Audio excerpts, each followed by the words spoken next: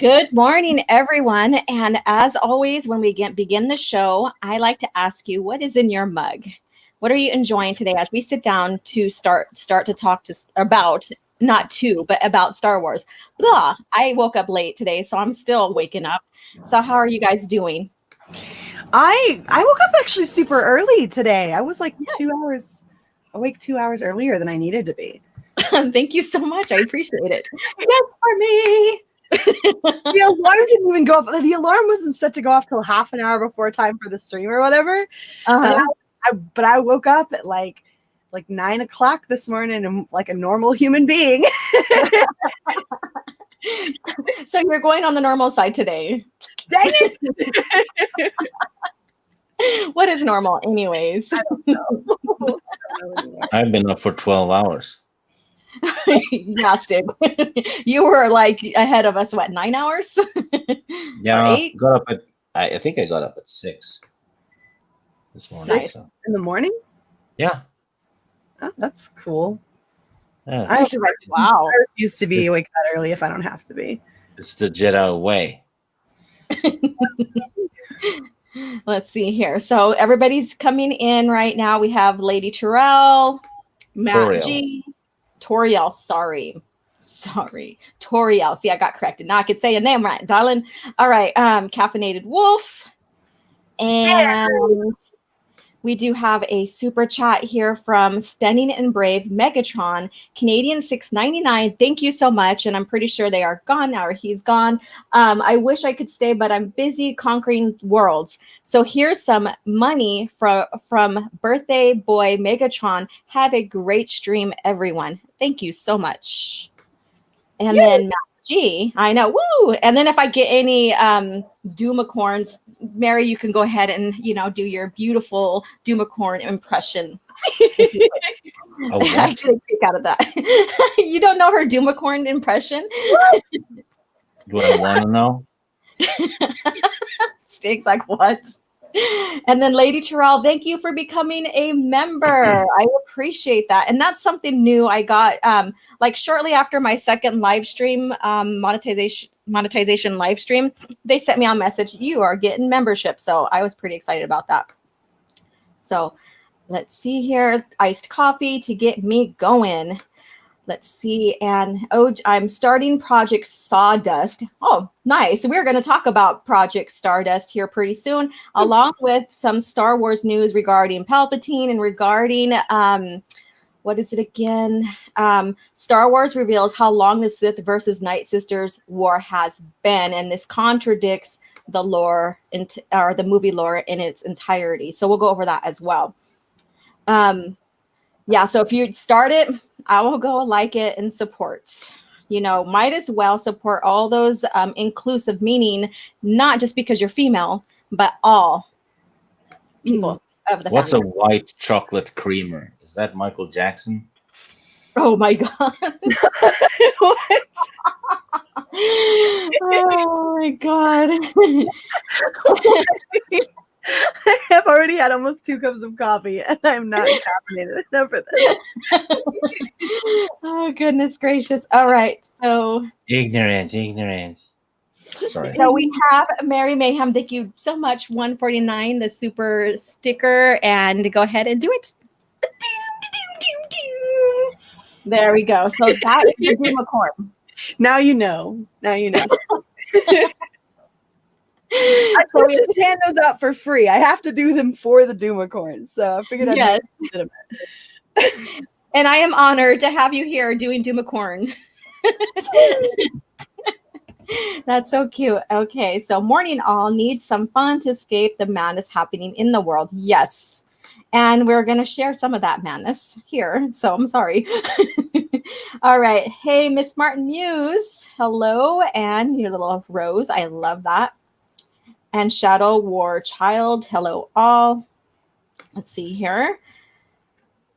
All right. So my channel, I want to, dedicate this to the female fans in entirety, no matter, struggles or not in being a fan of Star Wars. And many of you guys are privy to what has been going on with this Project Stardust and how it's a group of women saying that they've been harassed or they've been traumatized by, well, toxic male. Basically, when you look into it, it's basically they're calling out the blame on toxic male. The family. If someone tells you, hey, you don't know shit about Star Wars or something, right? Any topic, if you get traumatized from that, you're gonna have problems in life. Yes, absolutely. And look, if living in a world where I'm not being harassed by men means I have to live in a world where I don't get to hear Steve call people twats, I don't want to live in that world. I just don't want to live in that world. People need to relax a little bit and understand. Actually, to be fair, I call men twats too, equally. You're an equal opportunist, though. I said people, right? Like, but the women are the ones that take it super hard, giggity. So literally, right? They took that really hard. That was really, really deep. Earlier, Alora made a jizz joke right as I was drinking some warm coffee. And I was sorry, it was a swallow joke. And I was literally swallowing some coffee at the time, and I had to not take that drink because it was just too much, like the warm, creamy coffee going down my throat. Was it an unladen African swallow? Oh my God. And you guys, on top of this, I don't know if you guys know this, but there is more discovery to Palpatine and his eternal life that he tried to do, or his immortal life. Star Wars explains why Palpatine could only be resurrected on Exegol. So we're going to take a look at that before we move on to Project Stardust. And we're going to just dissect this and rip it a new one. So, yay! I know, right? Let's see here. Make sure I get the right one up because I have. That's what she said. Hey, it's Demogeny. Hey, Demogeny, what you doing? All right. Freaking love that guy. Sorry. Demogeny, freaking love that guy. There you go. All right. So Star Wars again explains why Palpatine could only be resurrected on Exegol. Palpatine's resurrection is Star Wars: The Rise of Skywalker's it sits uncomfortably with Star Wars lore. Well, we know that it happened in the past with original lore. I think that was done, even though I really didn't care for it then. I think it's well done more than this. But a recent book fixes the problem, and this is by Thomas Bacon. That there is where he lies. Okay. It doesn't fix the problem. Yeah. Well, the point is that if they have to keep making books to explain all of the stupid crap that they do in their movies, the problem is fundamental, right? If it doesn't sit comfortably with the movie, most people aren't going to go read that book, right? Only hardcore Star Wars fans. And so people who are just sitting there watching the movie are going to say to themselves, what the hell? And never get that explanation, right? Yeah. And the fact that you require that additional reading, let's say it works, right? And this is me giving them the full benefit of the doubt, which they don't deserve and they don't legitimately get. But let's give them the full benefit of the doubt, right?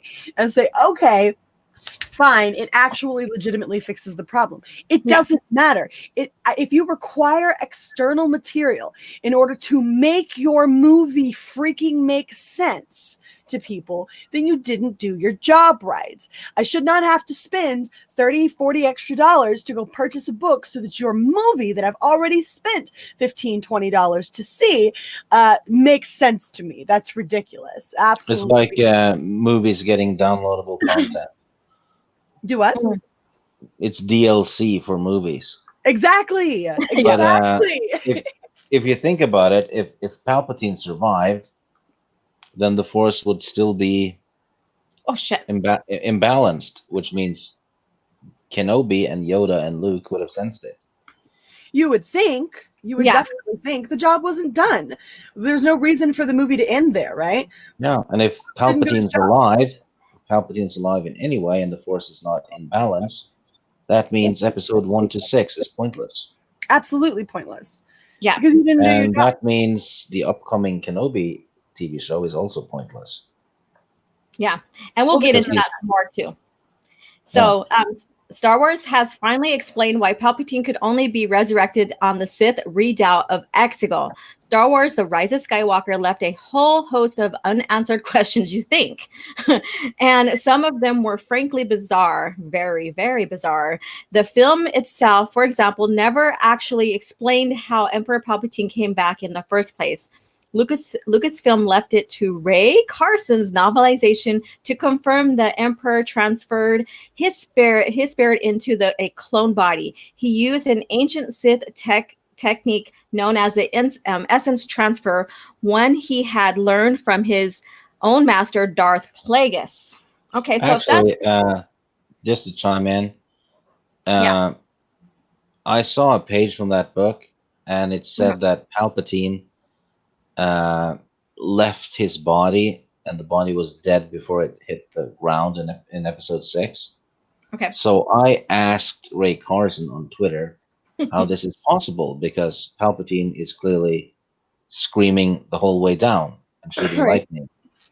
So how can a corpse scream and shoot lightning? And about 10 minutes later, I was blocked. Because you made her think. Yeah, just for that, I got blocked. Stig, you were mansplaining to her. You were mansplaining her the lore. No, I was asking her to mansplain me. Oh my God. And yet there's still something very strange about Palpatine's use of the essence transfer. This ability has been seen before, but previously there has been very strict limits to it. Oh, well, that's, George and his team, his company made rules that they stuck to and made sense. Where has this ability been seen before? It's been hinted on, but really. Where? Go ahead. Well, where is it? Because they say in the article it's been seen before. Mm-hmm. I've never seen that. I don't know. You two are the EU experts. I will say this. I do have an argument that could be made in place of what they could say. The whole sensing Palpatine still being alive.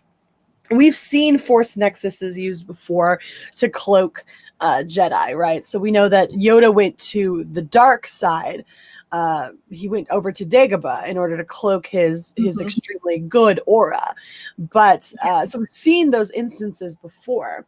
But the thing is that he had to get to Exegol, right? And Luke would have. So I'm trying to play devil's advocate here and say, oh, okay, well, we've seen these nexuses used before to cloak people's whole, existence still being around. But the thing is, you went to the wrong place, Palps. You should have gone to a light side nexus if you wanted to balance yourself out. And instead you went to a dark side nexus. Yeah, but the presence of the Sith is what's causing the imbalance all the Jedi are sensing. Yeah. So the mere presence of Palpatine somewhere causes imbalance in the Force, because the dark side is like a cancer. Yeah. Or rather, the Sith is like a cancer. So the imbalance would still be there, and they'd sense it. Mm-hmm.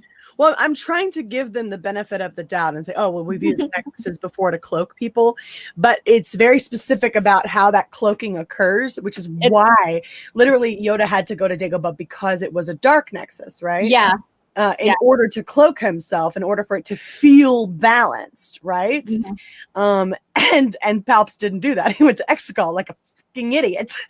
And the thing is like, it's like, the positive and the negative, they balance each other out basically, and they work together and it kind of cancels each other out. But when you do it like a negative with a negative, that makes that negative stronger and more sensible. Like you can sense it. Yep. Yeah. So it doesn't make sense.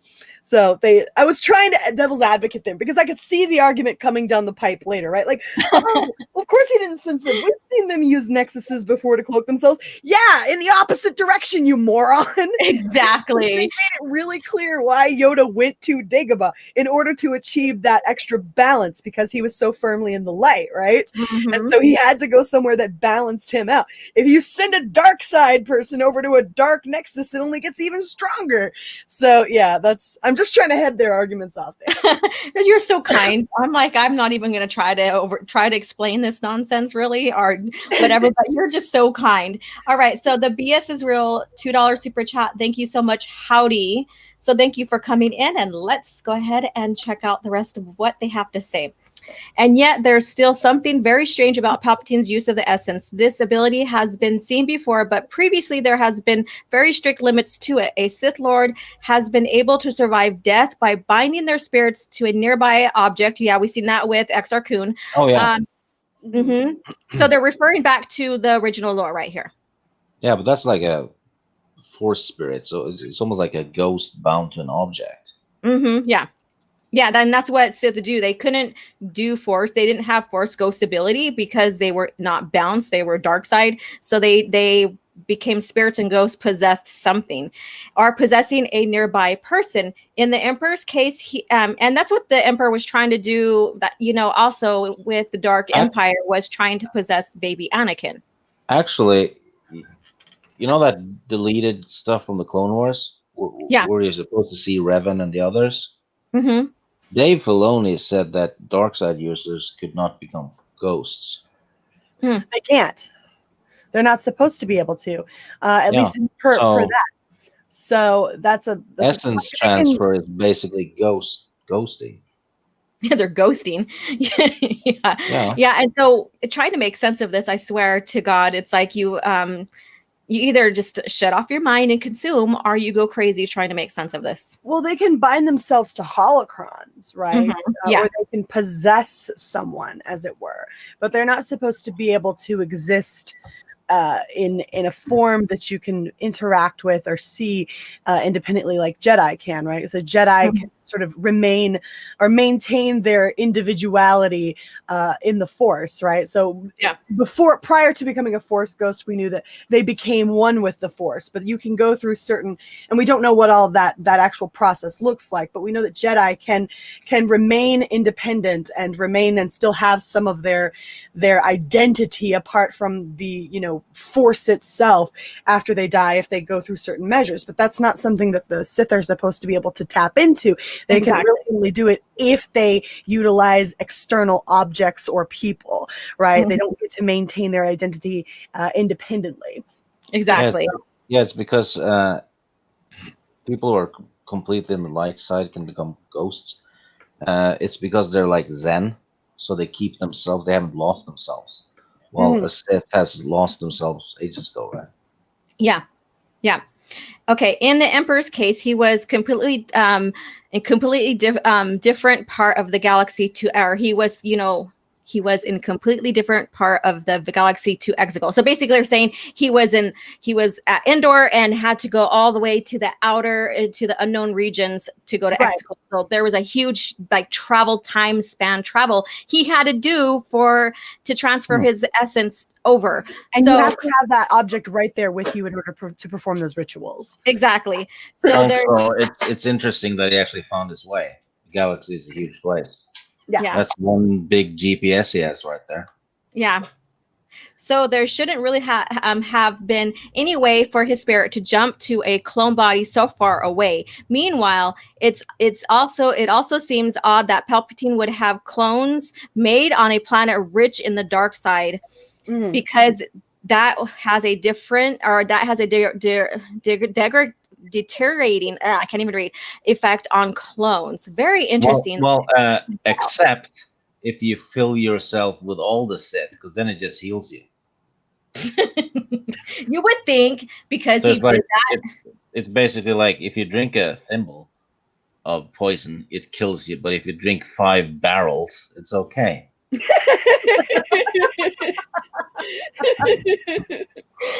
And then that's the thing. So when all Sith die, do they go to Exegol then? No. I don't know. Yeah, probably, because that's where they were. Yeah, I know. They filled up Palpatine. But what about Korriban? I thought Korriban was the main Sith planet. What the hell? Oh, Dave Filoni renamed it Morriban because he thought people were too stupid and they couldn't tell the difference between Korriban and Coruscant. What? Yeah. That's what he said. Yeah. What? Mm-hmm. Yeah. That says a lot about the target audience. But George had Dantooine and Tatooine, so that wasn't a problem. Yeah, it's like Star Wars has its ups and downs, but Disney fans only have downs. Wow. Okay, so let's go on with this. George Mann's recent published Star Wars Dark Legends finally proves a subtle answer to this mystery. This book is a collection of in-universe myths. So in-universe means they're canon, basically, but Lucasfilm has stressed they all contain a seed of truth. All right, so they're saying, yeah, it is, but it isn't, kind of thing. That's what I'm getting. And Matt, Martin, the executive of the story group, says that, canon is what you make of it. So there you go. It says the guy hired to keep the canon. Yeah, right. He doesn't want to do his job. So he's like, whatever you want it to be, that's fine, because I can give two shits about it. So one story, A Life Immortal, tells a tale of an ancient Sith Lord whose quest for immortality drew her to Exegol. Oh, her. Okay. So how many off of Darth Plagueis?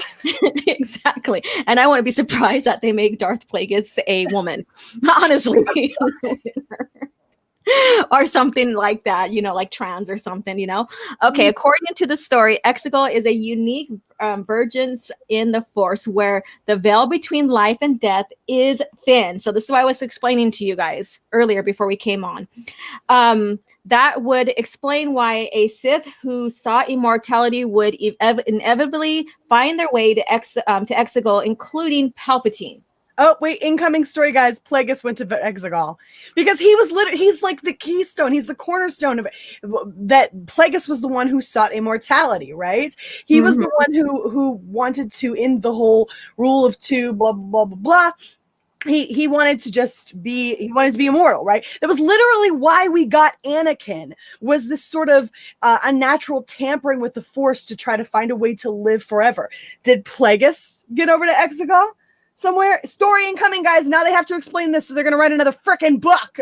Well, they actually decanonized Plagueis now, even though Plagueis is in the movies. I know, but they decanonized the novel, even though the novel is referenced in their novels. But Plagueis is in the movies. You can't decanonize someone in the movies. Oh, they're probably gonna do a new Plagueis. Oh story. my god!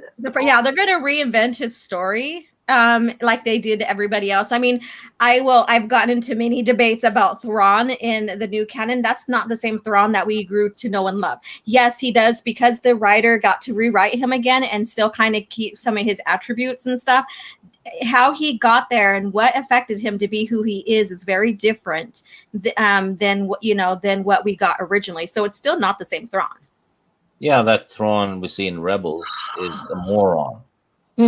So, they're reinventing these beloved characters, and I do not want to, that's why I don't want to see any more Legends go in. It's not a celebration of them. A celebration of them is bringing the story back in its entire form, including the arc and stuff. That's celebration. I'll be right back. I'm gonna grab another cup of coffee. Give me 2. All right. What kind of culture celebrates things by pissing on them, though? I know, right? All right, so let's go on with this. The brief comment fits perfectly with Chuck Wendig's novel Aftermath, Empires In, which suggests Palpatine's quest for immortality led him to sense some disturbance in the Force out in the unknown regions, some origins of the Force, some dark presence formed out of malevolent substance. The Emperor believed this was a signal. What's that? If Plagueis knew about Exegol, then Palpatine would know it too.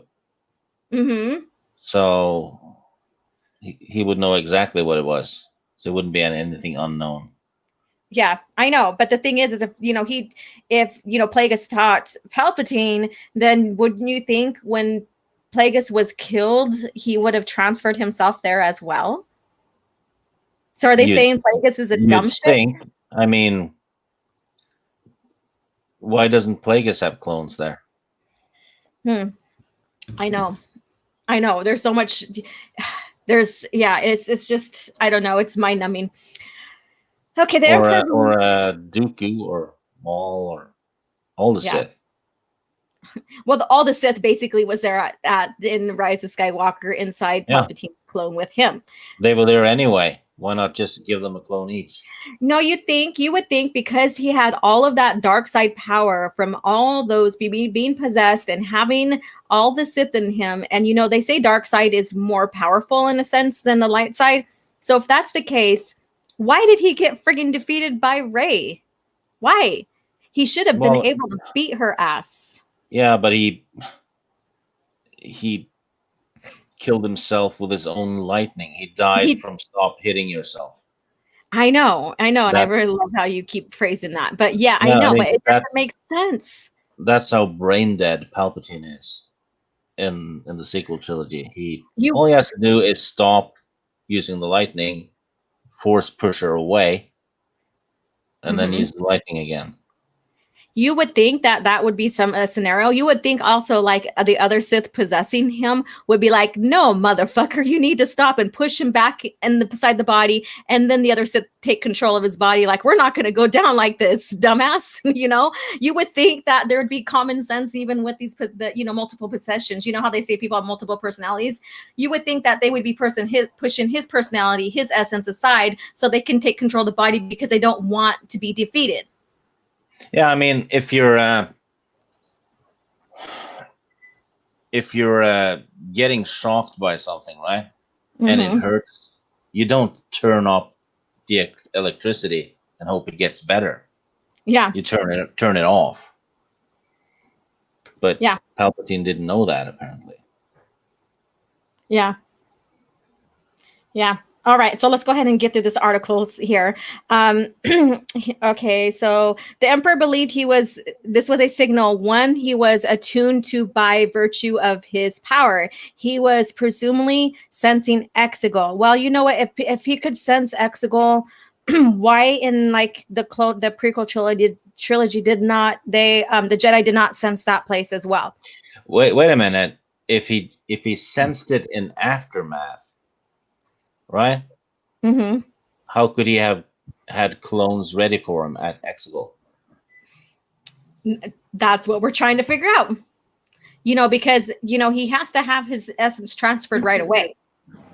Yeah, it can't remain. That was something that they did like immediately after death, the Sith. Mm-hmm. Exactly. Yeah. So he's just found out about Exegol right before he dies in episode 6, yet he has clones ready for him at Exegol. No, that's weird. Yeah. It's like they can't keep their story straight. They can't keep their story straight or their lore. Okay, one place in the galaxy where his ruthless ambition to conquer death could truly be realized, and that's at Exegol. Palpatine Sith eternal cultists could perform a ritual on Exegol to tear open that veil. So listen, there's a thin veil. The veil so thin between life and death in at Exegol that his cultists will perform a ritual to open up that veil. And what that veil is? You know what the life is in Star Wars? It's the Force. So imagine that they're ripping open the Force between life and death, and nobody senses it. No one senses it. Not Luke, not Yoda, not Kenobi. None of it. And the Force is not fighting back. The Force is not fighting back. When Plagueis was doing his experiments to, Anakin was born. Yeah, that brought Anakin because the Force was saying, "Bitch, you need to stop messing with me." So they cut Plagueis off from the Force. The Force did. So he lost some Force abilities during that time because the Force is like, "You motherfucker, quit messing with me." And then they said, and on top of that, we're going to go ahead and make a virgin's birth to counter you guys and get rid of you guys once and for all. Yep. Oh, look at the final sentence. Yes. The Emperor's spirit can break through and possess the prepared clone body. How can a clone body be prepared if we just recently learned about Exegol, like moments earlier? Yeah. Yeah, it takes time to grow them, as they say in the prequels. Yeah, clones. That's fine, but we need the heads up because it takes time to grow them. Yeah, and apparently you can only get there if you have wayfinders too. So okay, so you remember seeing Chris, a picture of Chris, the writer of Rise of Palpatine, and it has one of the Thrawn trilogy books there, the second one. Was it the second? Yeah. You know where they got this from. Oh yeah, right next to the writer who wrote episode 9 while he was writing it. You can see Yeah. the Thrawn trilogy Yeah. from the source material that never existed. And so my point I'm getting at is we learned that Thrawn learned how to use Yzlameri to help clones develop within weeks or months instead of years or a year. And so this is what this is getting at. Okay, so he had it done right away. They used some kind of, like I'm going to say Yzlameri to help the clones develop as quick as they could. I bet you that's what that book was for, is kind of dissect cloning as well, because they talk about, Thrawn cloning, an army. Oh yeah, and the hidden Star Destroyer fleet too. Exactly. Which for some reason they hid under the surface of a planet nobody knew about anyway. Yeah. So there you go. So like I said, they take what is golden fun, makes the legends or the original EU, very fascinating, and they flip it on its head. Okay, so but in the veil between life and death is unusually thin on Exegol. Then it would work for the light side of the Force as well as the dark. That would explain why the Jedi of old were able to communicate with Rey, oh Lord, during the climb. And so, okay, so what about other places like Dagobah? What about like Tatooine? What about Octu? Right. That's not a dark side nexus, I think. This still doesn't make any sense. The problem with what they just said here was, that would explain why the Jedi of old were able to communicate with Rey. The Jedi of old don't exist unless they underwent that very specific process to become a Force ghost, because it states very clearly they become one with the Force. They don't have an independent identity anymore. They no longer exist independently. That's why they can't talk to her. Also, Qui-Gon was the one who figured out how to become a Force ghost. Yeah. And Obi-Wan and Yoda had to train for years to master that. So that's why you shouldn't see or hear Ayla Secura's voice. Yeah. Because she didn't have that training. You shouldn't hear Ahsoka. You have no business hearing these specific Force. They don't exist within. They didn't do this. They didn't do this, right? We have no reason to believe that Ahsoka, because Ahsoka has no connection to Qui-Gon Jinn, right? Or Rey, or actually the Jedi, because she quit the Jedi Order when she was a Padawan. Yeah. So she has nothing to do with this conflict. They don't exist as independent identities anymore. They literally say this in the movies: become one with the Force, right? They don't have independent identities anymore. I don't care how thin the veil is. They don't exist as individuals anymore. Period. Yeah. And so what they're saying with this is that a Force ghost can show up to someone like Luke on Hoth when he was almost plunged into death by the Wampa or whatever it is. So was there a thin veil there? Because what they're saying is that the Force ghost cannot come to you if there's no thin veil between life and death. Yeah. Or above the Death Star, like Kenobi speaks to Luke in the trench. So the veil is thin in the trench. This is friggin' ridiculous. Okay, let's finish this up so we can get on to the next one, and then we can get into the female fans. And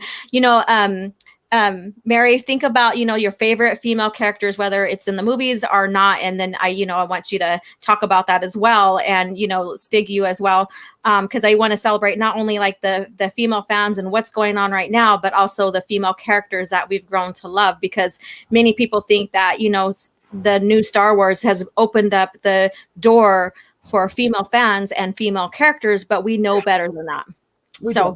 Yes. Okay. With even Jedi who had never became Force ghosts somehow speaking words of encouragement to her, it's possible they were able to do precisely because of the terror Palpatine's cultists had created when they resurrected him, lasting damage to the veil that allowed even the long dead Jedi to speak, which again, we've friggin' debunked on that, because they were able to speak despite that. There should be one with the Force. Exactly. So yeah. So go ahead, Mary, give your conclusion on that, and we're going to move on to the next one, and then Stig, you too as well. I just think it's really crazy that they keep thinking they've plugged these holes, but all they do are make more holes, right? Mhm. It's like they're tearing open the veil. Yeah, Mhm. you're tearing open a veil. Oh, well, that explains why she can hear all those people who haven't become Force ghosts. No, it freaking doesn't. You have no idea what you're talking about. Who let you in here? Why are you here? Like, I'm not trying to be a gatekeeper here, but you are asserting knowledge that you don't possess. Stop Mhm. it. Get some help. You do not know how to function within this sphere, and yet you keep trying to. I don't begrudge you functioning in the sphere, but go learn some shit and come back first, right? Like, Mhm. you don't have any idea what you are talking about, and you are really frustrating to people who actually understand this content. And so when you're sitting here trying to make excuses for a movie that really doesn't work, and you're not helping, and you're just making it worse, and then you get upset at us because we actually know what we're talking about and you clearly don't, it doesn't help anything. Why is this so hard? If you're going to speak on a subject matter, learn what the hell you're talking about first. Why is this so hard? Why is this so hard? If you don't know, then don't talk about it. And if you do know, then welcome. But, maybe quit sticking your foot in your mouth. So, Exactly. And I have another Doomacorn for you to do. So Matt G149 super sticker Doomacorn. So have at it, Mary. yay! And Stig's like, oh my God, what the hell? No, I just No, love that it. was exactly what I was thinking. I was like, what the hell is I that? know you were thinking that way, but hey, this is fun. So I love it. So Stig, give your conclusion and we're going to move on to the next one. Yeah, shit like this when they're retroactively adding stuff to the lore, right? Mhm. And that goes for technology too, because they've been doing that in the Mandalorian. Yeah. You fuck up what came before, because if that fob thing they have in the Mhm. Mandalorian is a thing, then the Empire could have just used that technology to track Mhm. down Luke, the Rebels, Yoda, Kenobi. Later on, they could have used it to track down the Resistance and Leia and Luke, everyone, right? Yet they don't do it because Filoni added it afterwards. And same with the back to spray that seems Mhm. to heal you from mortal injuries in like 10 minutes. Mhm. I mean, every soldier in the galaxy should have a can like that. Yeah. Right? And then why don't we see that being used on Finn when he gets sliced up the spine by Kylo? Oh, yeah. Or when Rey impales Kylo, you can just spray him. Mhm. Or Han Solo, they can fish him out of space and just spray him with that shit. Mhm. And as long as stuff like that is canon, Star Wars can't be fixed because they've ruined the foundation Yeah. of Star Wars, which is the Star Wars universe. And you can't build anything solid on a messed up foundation full of cracks because Yeah. it's not going to last. Yeah. I know it's like I said, it's you either shut your mind off or you go crazy trying to make sense of that. All right, so Raging Rhino Australian 3.99 fist bumps. Thank you so much for the super sticker. And McKinney, I do have one for you from you as well, and it's the lovely Hearted Fox super sticker. So thank you again so much for your guys' continued support. I'm here because of you guys wanting to have the heart of Star Wars, and that's George Lucas era of Star Wars. So let's go ahead and take a look, and I'm losing my voice right now, on the next article before we move on. So let's see here. All right, so this right now, Jedi Lukey is the one that's been sharing articles with me lately about some of this nonsense that we're seeing going on. And so here's another one. And this kind of coincides because it talks about the Sith again. And myself, I think it ruins not only the rule of two, but they're saying that the Sith were fighting the Night Sisters for 1,000 years leading up to the Clone Wars. But do you guys realize that the Jedi was like there was 1,000 years of peace? Yeah. And the Sith were extinct. Well, to them, they were extinct. We knew that, those who were building two. They were in hiding. Yes, exactly. And another thing, the Night Sisters didn't have technology or spaceships. No, they used magic. Yeah, so if you have an enemy that's just locked onto one planet, what the hell kind of conflict are you going to have? You can just ignore them. They can't do shit to you. Dathomir was their planet, right? Like, why Yeah. are you even worried about them? Yeah. Just leave them there. They're not Right? going to attack you. They can't get off the planet. Yeah. Unless So they can do what Leia did and fly through space. but Well, Ventress doubt was it. one of the rare ones to get away, and it was because she was scooped up by the Sith. So it was. Well, that was when. Well, it wasn't that originally. Filoni changed it. Well, I'm going with what I know of the Clone Wars. She was from a warrior planet before, and then he didn't do his homework, so just gave her a new backstory in the middle of a established canon. Yeah. So she has like 2 backstories, which is crazy. But let's get into what this has to say. Star Wars: The Clone Wars was featured the Witches of Dathomir, and the latest tie-in finally revealed how long the Night Sisters feuded with the Sith. And again, this is by lovely Thomas Bacon. Mary touched on something. Okay. She said Ventress was scooped up by the Sith. Yeah. That main Night Sister lady gave Palpatine her son, Darth Maul. That's right. So, where's the conflict? Yeah. Exactly. You're just giving it to a kid, and then you fight again later, or I'm not sure. It's odd.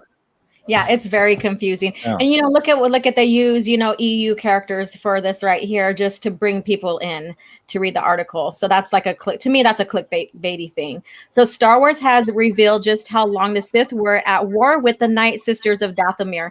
For many viewers, the Star Wars: The Clone Wars served as an introduction into the mysterious Force cult known as the Night Sisters of Dathomir. No, they were even in the story beforehand. Originally created by writers in the old expanded universe. There we go. The Night Sisters apparently drew upon an aspect of the Force not typically accessed by either the Jedi or the Sith. And then if you get into the lore, you will learn that there's many different Force societies that viewed and used the Force in so many different ways other than how the Jedi and Sith used it. As such... Can I address the chat a bit? Okay, go ahead. Lord Vader says the Clone Wars is in its own universe with the movies, not the EU. That's not true. The Clone Wars were part of the EU, and Disney even said that when they decanonized the EU. They said in 2015, and I quote, "Everything from the EU is being put under the Legends banner with the exception of the Clone Wars TV show." That's what they said. So that specifies that the Clone Wars was EU. Yeah. They made it canon. Well, there are lots of different. I'm not the biggest EU person. Everybody knows that, but they like the Night Sisters or whatever are, again, like Laura was saying, they're one of these sort of societies or group of people who use the Force in a specific kind of way. Like, and I'm not a fan of Jar Jar or whatever, but. And again, this goes back to Clone Wars. I liked Clone Wars. I enjoyed it. But again, I'm not this huge EU buff. But what was it? Queen Julia? You know who I'm talking about? Jar Jar's love interest? Okay. I don't remember. They had this Force thing as well, right? They were super in tune with the Force. They used the Force as well, but they weren't Jedi. And in fact, they hated the Jedi. And it's not like uncommon for there to be different societies or different civilizations that use the Force in their own way. Yeah. So. Yeah. And that's the thing. That's the beauty of like the EU, no matter how you get into and where you get into, you learn that there's different Force societies, and that's amazing. The relationship between the Sith and the Night Sisters has always been portrayed as a troubled one. Darth Sidious coveted their power and interest in both their mysterious potions and their ability to resurrect the dead. Palpatine's plan ultimately brought him into outright conflict with the Night Sisters. There you go. He had conflict with the Night Sisters, even though, they gave him one of their kids. And he responded to their aggression by conducting an act of genocide. As seen on the Star Wars Rebels. And so there we go. It's in Rebels, and I'm not too privy of Rebels because I thought it was very boring. I did watch a few scenes or episodes just to kind of get a gist of what's going on during certain parts. The No, Knights. it had more plot holes than The Last Jedi, actually. Way more. Yeah. So the Night Sisters attempted to conquer death, but they ultimately they just needed to go to Exegol, right? Ultimately proved unsuccessful when the Jedi Canon and Ezra destroyed an artifact housing the last surviving Night Sister spirits. And so which is weird since the new Star Wars game, what's it called, Fallen Order? Yeah. Doesn't that one have a Night Sister character? I don't know. I haven't played that one, but I'm pretty sure I've heard that they do. Not all the Night Sisters were destroyed then. They just probably put it in there for the sake of like, oh, this will look great for the game, you know. George Mann's, we got George Mann's again. George Mann's recent published, so he does the Dark Legends revealed. The feud between the Sith and the Night Sister is older than anyone has previously realized. This is a book of in-universe myth and legends, but Lucasfilm has stressed that every tale has an element of truth to it. Again, there we go. So they're saying it's canon but not canon kind of deal. One story. Also a problem though, if it has gone on for let's say 2,000 years, right? Yeah. According to the High Republic, there's only been hyperspace travel for 200 years. Yeah. Before episode 1. So if they can't even get to other planets, how the hell do you start a war with the Night Sisters? Mm-hmm. Yeah, it would take like 50 or 200 years to get from point A to point B without hyperspace. So how is that possible? Yeah. I mean, they even changed the hyperspace, how and hyperdrive and how that all came to be versus like how versus the original lore as well. So once doesn't even make any sense. Then stuff like Knights of the Old Republic doesn't even work. No, it doesn't. Which is it's weird because Kennedy was like the other day saying, "Oh, we have 25,000 years of source material we can use." Not if you do the High Republic, because none of it works without hyperspace travel. Yeah. What? So Knights of the Old Republic is out. What? Yeah. Hyperspace travel in Disney canon happened 200 years before episode 1. They're saying in the High Republic that hyperspace travel is not a thing? Yeah, it's brand new. They're just discovering hyperspace lanes and they're just thousands of years of material. Yeah. And then she shows up a few weeks later saying, "Oh yeah, we have 25,000 years of source material." Yeah, you just last month when you came up with the High Republic shit, yeah, you just wiped that out. Now you only have 200 years of stuff. Yeah, they're still mapping out hyperspace lanes and stuff during the High Republic. If you had a chance to read like some of the information about it and stuff, they're exploring and expanding and the Outer Rim was not really much explored, and that's why they're posting outside there. That's why they have stations out there, because they're still exploring and mapping out hyperspace lanes. Taylor in the chat makes a great point. So how did Yoda get to the Jedi Order? Yeah, he's 900 fucking years old. Yes, he's probably been traveling for 700. Yeah, most likely he was. Yeah. So I'm curious to see how they're going to change that up, because it's not going to work. It's not going to work. So yeah. So he appears to have been prominent member of the Sith Empire. I'm at the wrong spot. The Gilded Age tells an ancient and powerful Sith called Darth Kaldoth. He appears, it's a he, I'm surprised it's not a she, to have a prominent member of the ancient Sith. And one occasion he made a daring incursion into the Night Sisters' graveyard and Dathomir in order to steal mummified corpse. So they're over there stealing their corpse. He knew the Night Sisters were able to resurrect those corpses and wanted to study how it had been preserved as part of his own attempt to conquer death. The Night Sisters... again, how did he get there without hyperspace travel? Right? I know. The Night Sisters regarded this as an act of war. So basically, we're getting into the gist of them fighting. And then, act of war. Okay, they see it as an act of war. They still can't get off the planet because they have no ships. So let them see it as an act of war then. Yeah. What are they supposed to do about it? Yeah. The pattern of the gilded cage is almost identical to the one seen in Star Wars: The Clone Wars. The Sith crave power, specifically power over death itself, and they look upon the Force magic of the Night Sisters with covetous eyes. The Night Sisters, for their part, are proud and isolationist, resentful. Oh, they're isolationists. Imagine that. Yeah, they can't go anywhere. So do you think? Because they don't have technology. So yeah, so they're isolationists. They're like. So does this mean that they're like saying, "Oh, we don't want to use your technology because we just want to stay on our planet." Oh, and then they attempt to get revenge on him unsuccessfully. Oh, imagine that. Maybe he was on another planet. Here's my thing. Laura touched on this for a little bit earlier. The Sith were in hiding. They conducted in the utmost secrecy, okay? Anything that required open conflict was bad juju because they were right underneath of the Jedi's noses. And so they have done away with the rule of two as well.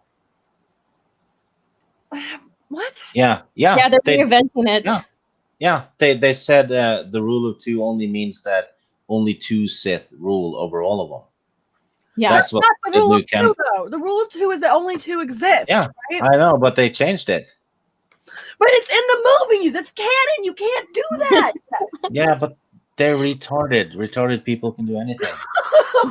What? Yeah, that was something I touched upon about a few weeks ago, that they changed the rule of 2. Yeah, but you can't do that. It's in the freaking movies. You signed a contract with George Lucas that said you wouldn't touch the original canon. And it's literally in the movies. Only 2 there are, a master and an apprentice. What the fuck? Yeah, and they also say that for 1,000 generations, the Jedi were, guardians of peace and whatever in the galaxy. How can they do that without hyperspace? Yeah. Oh my God. So I know, right? I mean, I feel your pain. That's how I felt when I first read that. I was like, what the hell are you guys doing here? What's going on? To anyone watching that likes the Disney stuff, this is what you're financing by supporting it. Yeah. Jesus Christ. So I'm going to go ahead and skip down to this last part of this here. It seems the Sith and the Night Sisters were locked in a sort of Cold War for millennia. So for 1,000 years, one that occasionally sparked into open conflict. It was only brought to an end by Palpatine. See, so basically, when the Sith in the original EU, they remained hiding, building up the rule of 2, building up ways to conquer the galaxy, in hiding. And Palpatine basically came out and was the one that benefited from it. So now they did have conflict, in the past, like Cognis and Zana had murdered, killed Jedi, covered their tracks. So they couldn't really tell what happened. If it was a Sith or not. So they did things very secretive, covered their tracks, and all that. Now we're having Sith that are actually fighting in war on a planet in the galaxy with other Force users. Now, my thing with that is how come the Jedi who were more than 1,000 Jedi in the Order, because they were huge and strong, did not discover this or did not find out about these Sith warring with this other Force faction? It says it right there. It occasionally sparked into open conflict. Exactly. Yeah. Conflict. Lord Vader in the chat. Yes, it's from a young adult book, which is canon. It's fairly recent. I don't remember what it was named, but you can find articles about it all over the place. It's they said that the rule of 2 was misunderstood because it only meant that 2 Sith rule over the rest of them. That's what it said in the book. I don't remember the title of the book, but I think you did a video on it, Laura. Yes, I did. I did a video on it, and it doesn't make sense for for them to, have a rule of two to rule over all the other Sith. That is Yeah, it's basically, like if you go into Darth Krayt and Legacy, that was the one Sith, where it was one Sith and they all had like a hive mind, and that one Sith ruled over them. yeah, so it's like always two there are, except for those 5,000 over there. Yeah, for reals. So this is the huge conflict I have with this, is that they're reinventing. Now Sith are like running amok in the in the galaxy, fighting other Force factions, even though, we got a well planned out story, organized story in the original EU, where they remain hidden. They, practice the rule of two. Yes, and some of them hid in plain sight, like Plagueis, where he basically built an empire under the monolith bank and everything like that. But they didn't know he was a Sith. They were hiding in plain sight, and that was the point of that, is that the Sith thought they were extinct, or the Jedi thought the Sith was extinct, and they were hiding in plain sight. And now we have these Sith who are like not hiding in plain sight, that are fighting and, having at it during peacetime, and the Jedi didn't sense that. If you think about it, though, if the Sith and Night Sisters are locked in an open conflict, right, for a thousand years, and since they don't have hyperspace travel, it's probably just one battle every 500 years due to travel time. So no wonder they didn't notice. Yeah.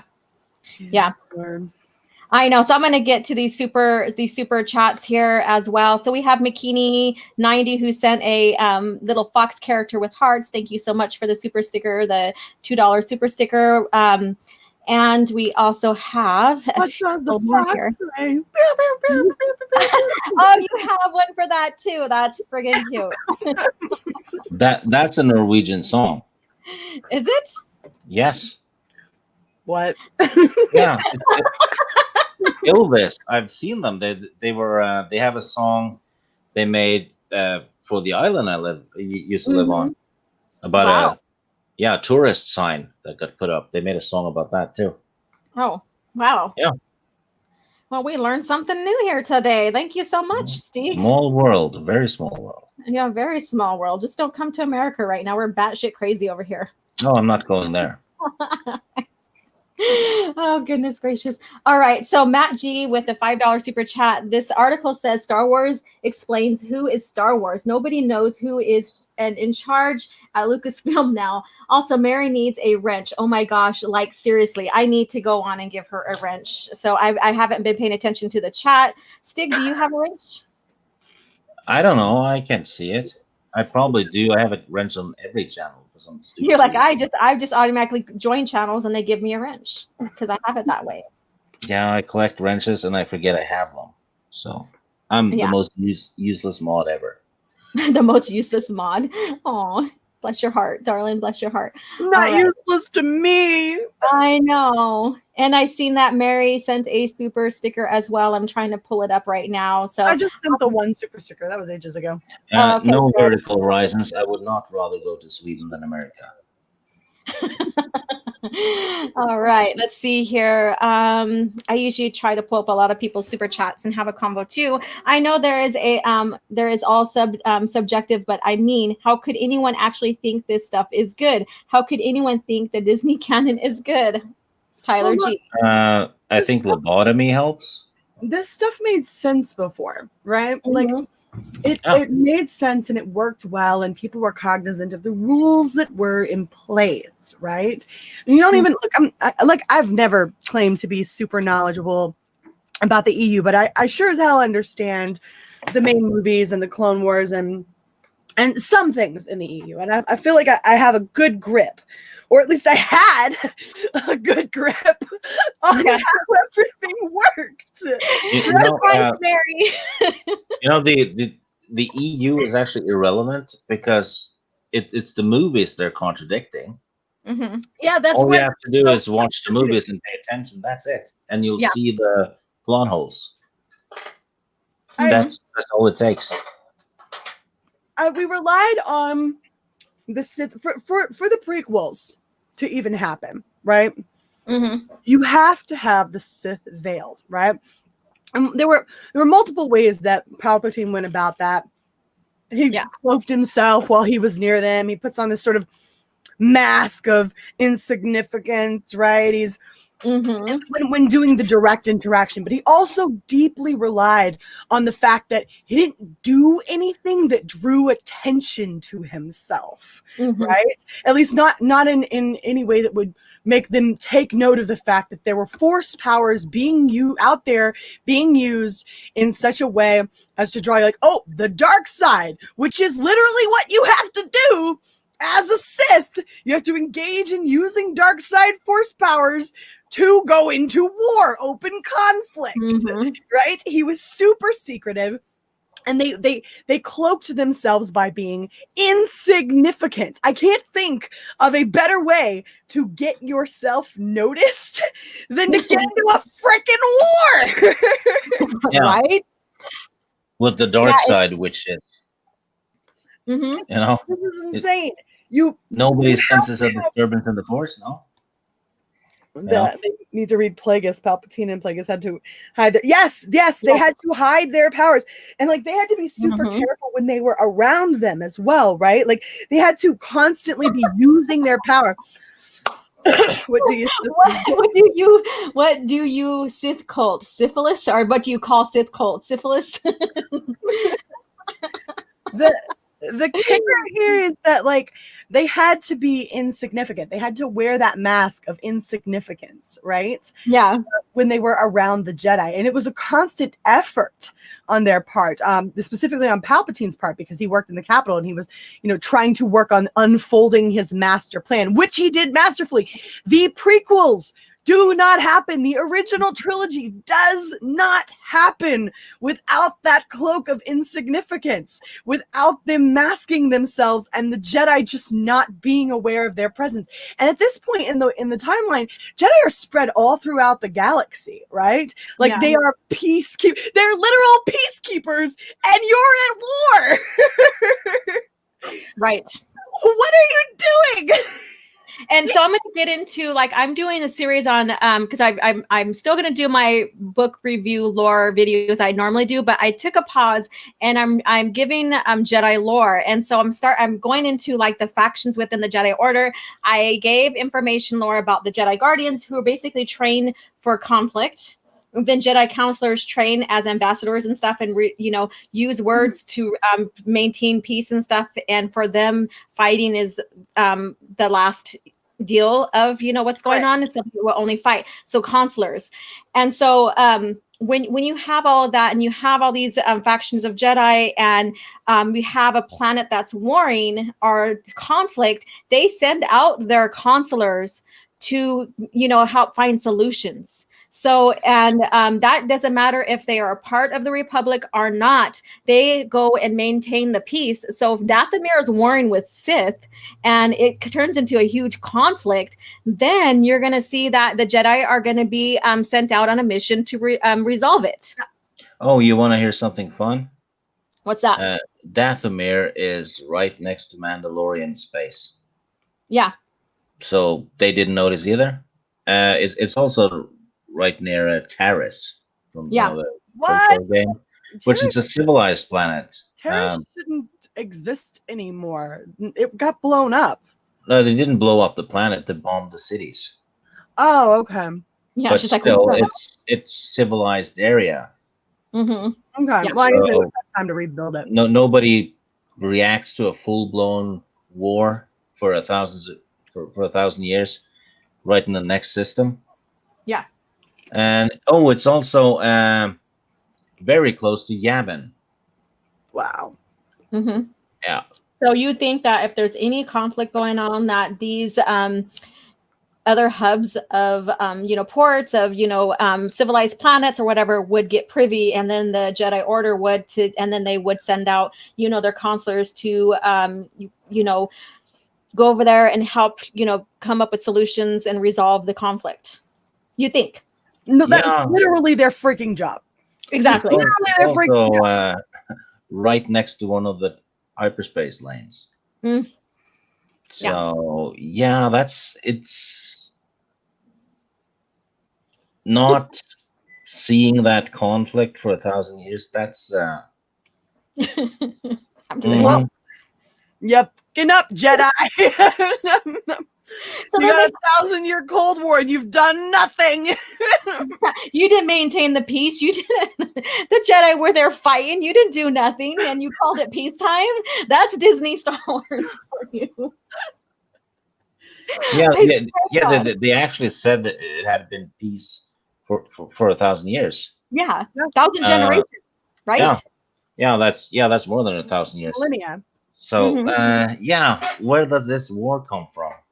Yeah, right. It doesn't exist. I know. So Albunas, thank you so much for the super chat, $20, and thank you for being a member as well. And I do have little emojis that I have for you guys to use as well. I think they're fun. I added I'm Silicious Crumb, and I even added per the honor of my daughter, she likes what do you call it? The Gonk droid from the OT. So I added that as well as R2D2, Jaina Solo, and Darth Caedus. So those stickers or those emojis are there available for you guys to use anytime you want to. I am taking them. They're so cute. And Silicious Crumb, he's just a crazy fun character. Maybe I'll have Jabba on there later. I don't know, but I just wanted to make it fun for you guys. And there's different levels for my membership. You can, Jedi Padawan, Jedi Knight, and Jedi Master. I'm thinking of creating a Jedi Grandmaster. Oh, thank you. Oh, sorry. Stig, popping in to show my love and support for my favorite lore master OG Star Wars. Heart, love you. And the badass panel of Mary and Stig is killing it today. I got to catch the playback when I get back home. Lucas EU era forever, baby. Cool, 100%. Thank you so much for the super chat. So, Abu is awesome. Yes. If someone said something in the chat. Okay. Billy Russo, he said, but Dathomir never gave their children to the Jedi.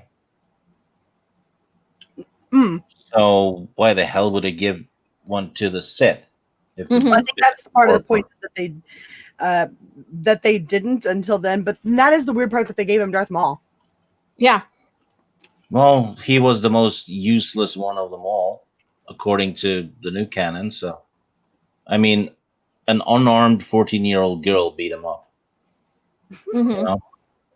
Doesn't Darth Maul's origin with Palpatine have two different stories? Oh, the old canon, he was a complete badass. In the new one, no. Who hasn't beaten Maul in the new canon? Qui-Gon is the only one. Qui-Gon dead?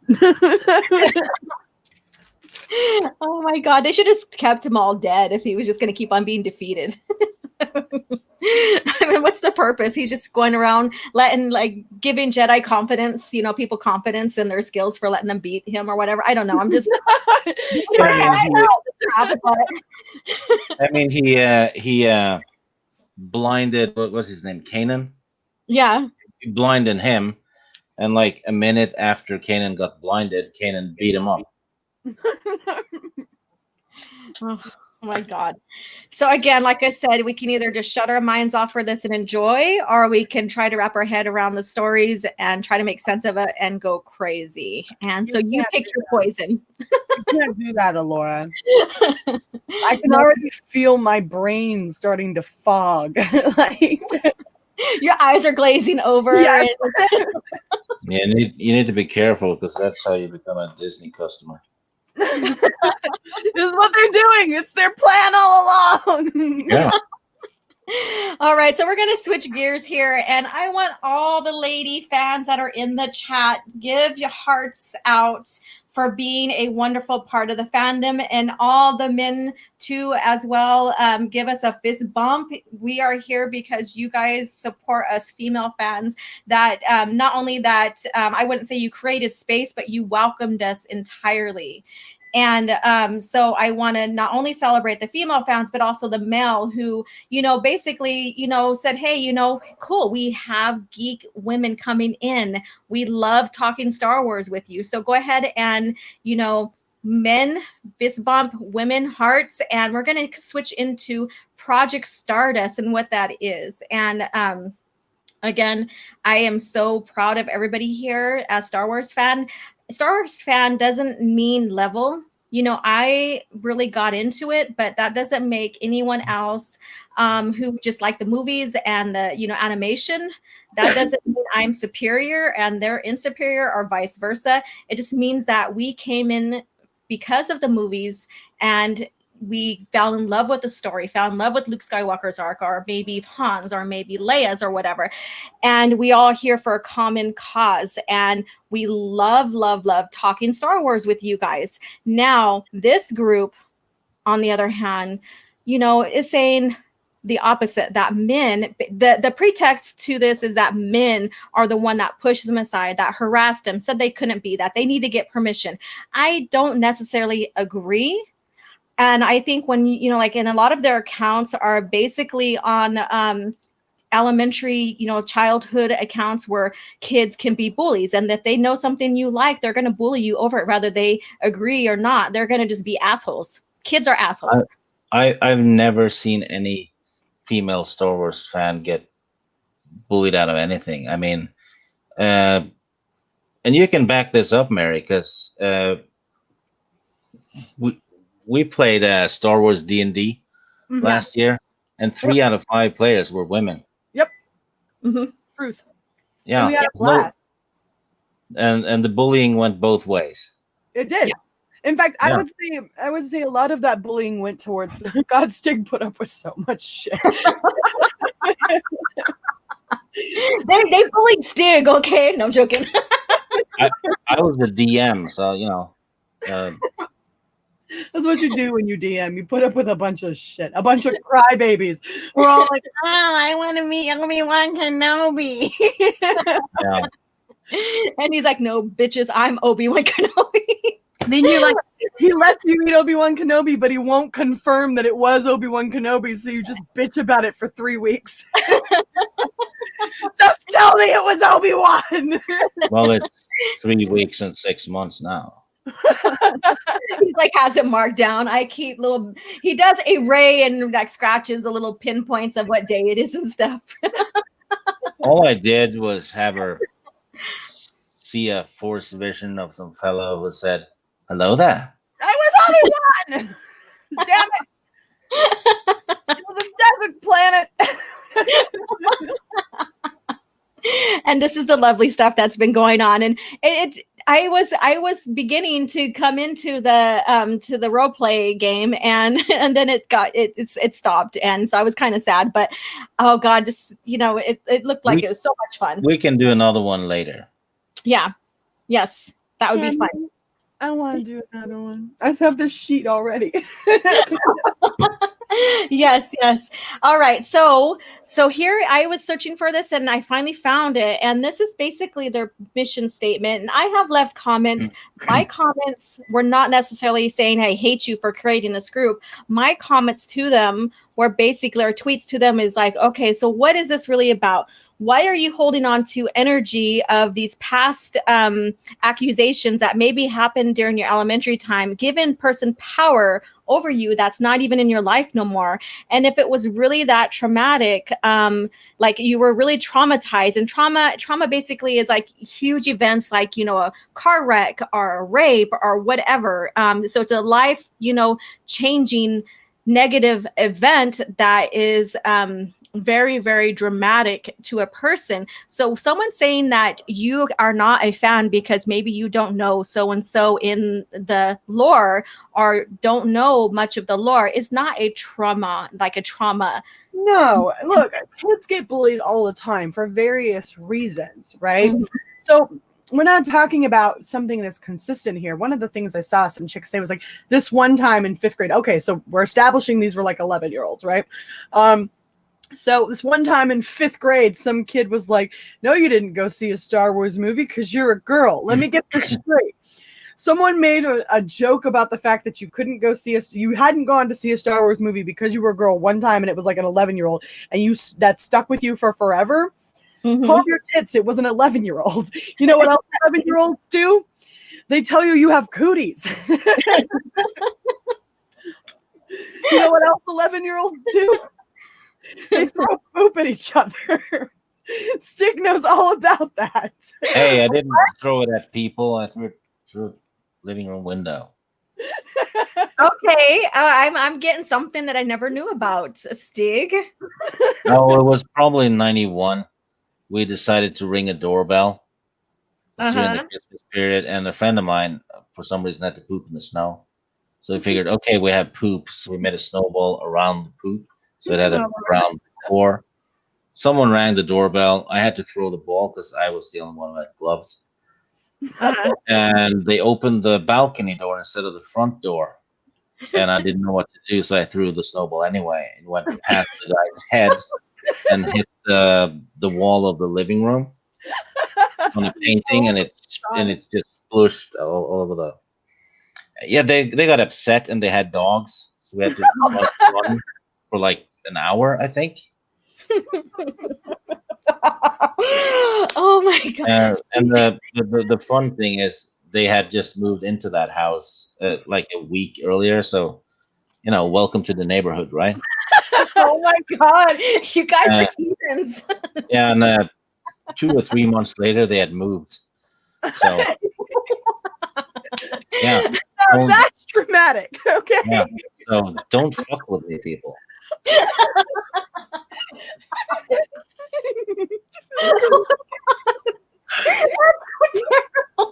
That whole story is available on John Talks' channel because he has that, and it has 2 other stories too. Like I just had this vision of Stig with like the Thug Life glasses. La da da da da.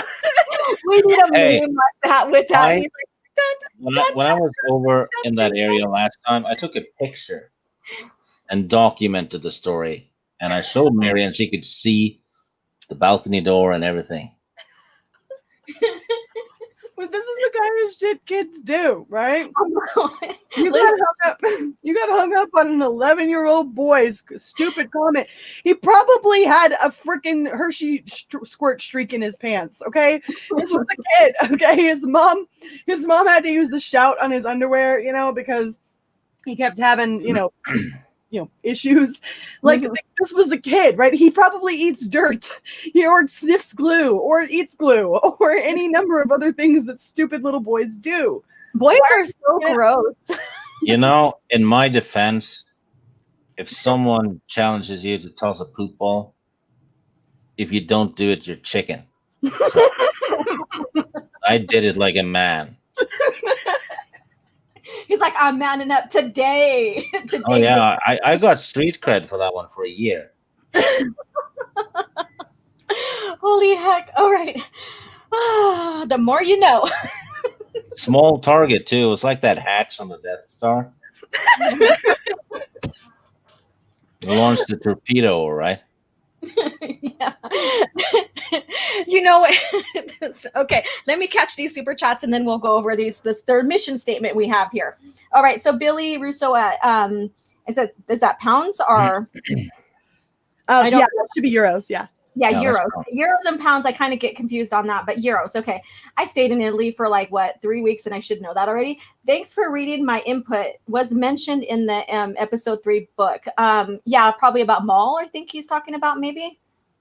No, it was the Dathomir thing. Oh, the Dathomir. Yeah, that they didn't give children to the Jedi. Yeah. And then Latino Slant, $2.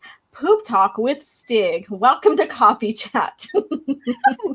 Yeah, well, speaking of a poop coffee, you should order Stephen Walton's enema. No, thank you. He has coffee enema on sale. Okay, my disclaimer, Coffee Chat, we consume coffee in its normal fashion. Yeah. If you want to consume coffee in the Stephen Walton fashion, you can go visit his channel and enjoy. If you want to drink coffee, don't be an ass. There you go. Oh, that's been forever. Sit over here and sip my butter pecan coffee. Yeah. Stephen Walton's coffee, it's all it's cracked up to be. Oh, God. Oh, Lord. I did this. This is my fault. I'm so sorry. Oh my God. Okay, so we have Jeffrey Turner, aka Mega Jetty One, $2. Thank you so much. When I clean restrooms, ladies always filthy. Yes. Girls explode. Really? Yeah. Mm-hmm. Yeah, girls Yeah. explode in the bathroom. That's not my experience. Whoopsie. Let's see. Here we go. All right. So let's get into this. This is the mission statement, and I'm going to read the top, and then we'll just go down through the bullets. I'm not going to read every single one, but I'm going to read the underlined areas, and we can touch bases on that. Project Stardust is a female-led Star Wars website and community that seeks to celebrate feminine voices in the wider Star Wars fandom through blogs, social media, and creative endeavors, both written and visual, from cosplay to fan fiction universes, history to our favorite things to collect. Project Stardust looks at it all through our team of contributors. So You know, that alone is not a bad thing. No. It's the spin on it when you remove girls altogether. Yeah. That alone is completely fine. It's cool. Mm-hmm. Well, there are actually plenty of characters to do it with, right?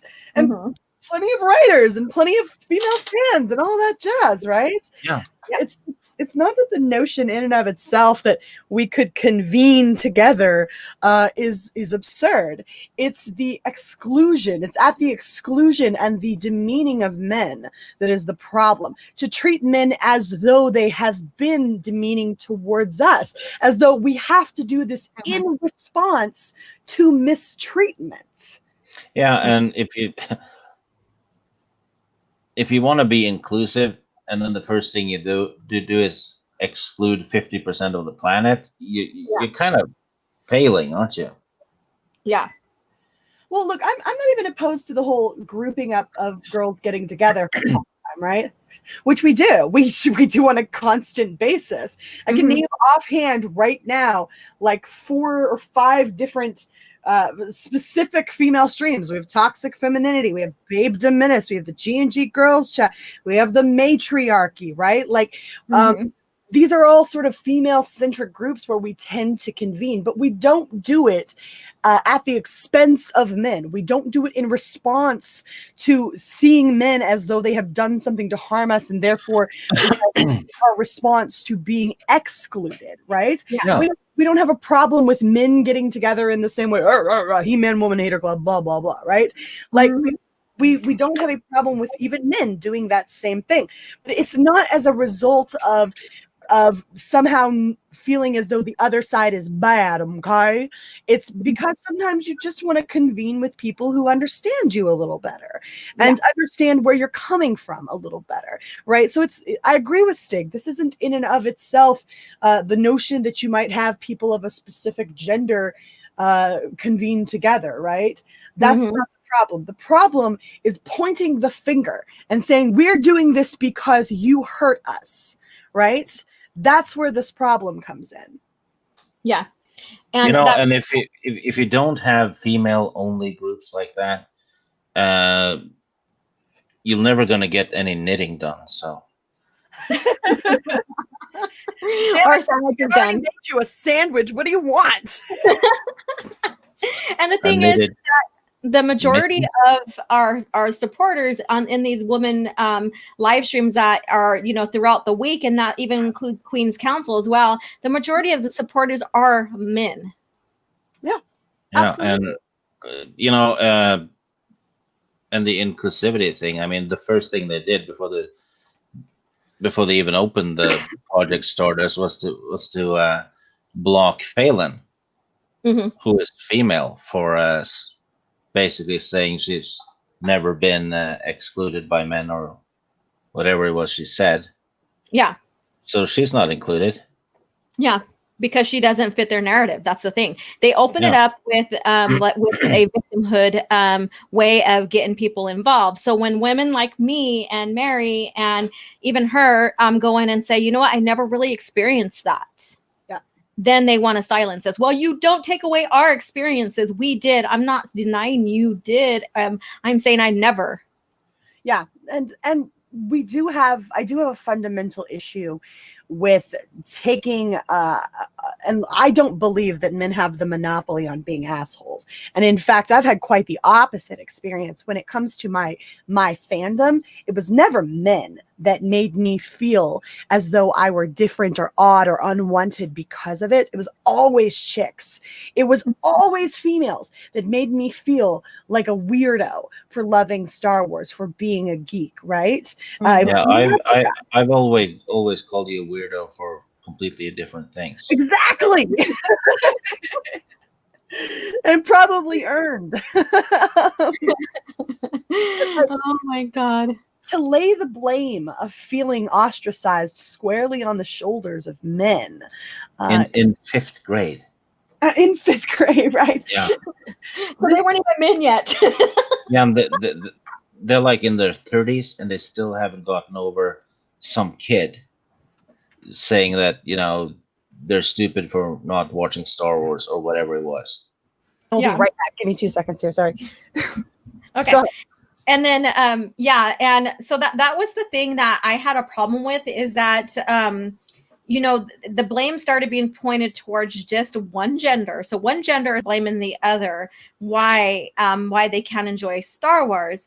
And the thing is with me, I'm like, no one should ever dictate what you like. You give person power when you allow them to have that over you. You give them that power, you should be in the mentality of like, I don't give a fuck what you think. I'm going to love this because I love it. And if you don't agree with me, oh, well, kick rocks. Yeah. So we're seeing a lot of women, for whatever reason, not being able to find their power within themselves. So they're coming together to try to find that power. However, the women who are coming in saying, I never experienced, instead of, saying, oh, well, can we talk to you and how this has been for you? Because I want to know how you do it. I want to be in your space. I want to be in a space of positivity, and with a woman who's never experienced, any kind of backlash, or I didn't have to get permission to be a fan. I want to learn from you. Instead of doing that, they're even saying, well, since you don't fit our narrative, and you're taking away our experiences, you can't be a part. Yeah, and I've started getting a little bit into Batman, right? But I'm fairly a noob, I guess. Yeah. But so when I'm wondering about something, what to read, or this and that, I go ask Stephanie at my nerdy home, or Mara, or Lethal Lightning. Yeah. And I'm sure as hell not being excluded for not knowing everything. They just tell me and show me, and that's it. Yeah. And I imagine it's like that in any fandom. If someone wants to get into whatever it is, people are more than happy to help and assist. Yeah, I know. And that's the whole point, is that they're going about it. And I see this going, I get the pretense of what's going on here in their mission statement, that they want to be, come together and celebrate Star Wars. However, how they created it is not in good light, I guess you can say. And, and it's very off-putting to me that they have to go into men are toxic just for them to make this group. They don't need to go that way. They can just say, hey, we want to make this group for women so we can write the fan fiction together. We can honor each other and cosplay. And the thing that they're missing is that they said that Disney Star Wars is the one that opened up the lore to the women, that gave women a space. And I say, no, women always had a space in Star Wars. We cosplayed, we would go to conventions and cosplay. Did you see the picture I posted of the female cosplayer from 77? No, I didn't. Is that the one, that X-Wing lady? Yep. Yeah. I'll pull that up here in a few minutes. So we're going to go through this right now. But the Skira 808, so it was not Luke that destroyed the Death Star. It was Stig with a poop ball. I'm going to be super interested to see, because I'm going to out it, because there's no way they're not going to know who the heck I am, right? I'm going undercover because I want to see what they actually talk about in these groups. If they are sitting there legitimately discussing Star Wars, which I don't think they will be, I will be interested. I think that's an interesting thing. What I tend to think is going to happen is it's going to be a white male bad bashing display. Yeah. Oh yeah. Sit there and they talk about all of the problems that are in Star Wars and how do we fix it. If they actually talk about Star Wars lore, if they actually talk about how this world works and their favorite characters and get into discussions, I will be very, very surprised. Isn't it odd that this project is named after the Death Star, which was the most destructive weapon the space Nazis had?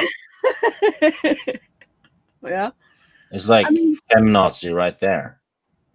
I'm still determined to make Project That's No Moon. Like, yeah, there you go. We talked about that last night with Jesse or whatever. Or Project Rest in Peace Alderaan. No, specifically That's No Moon, because I want it to literally be nothing more than butts. Everybody just posting their butts, right?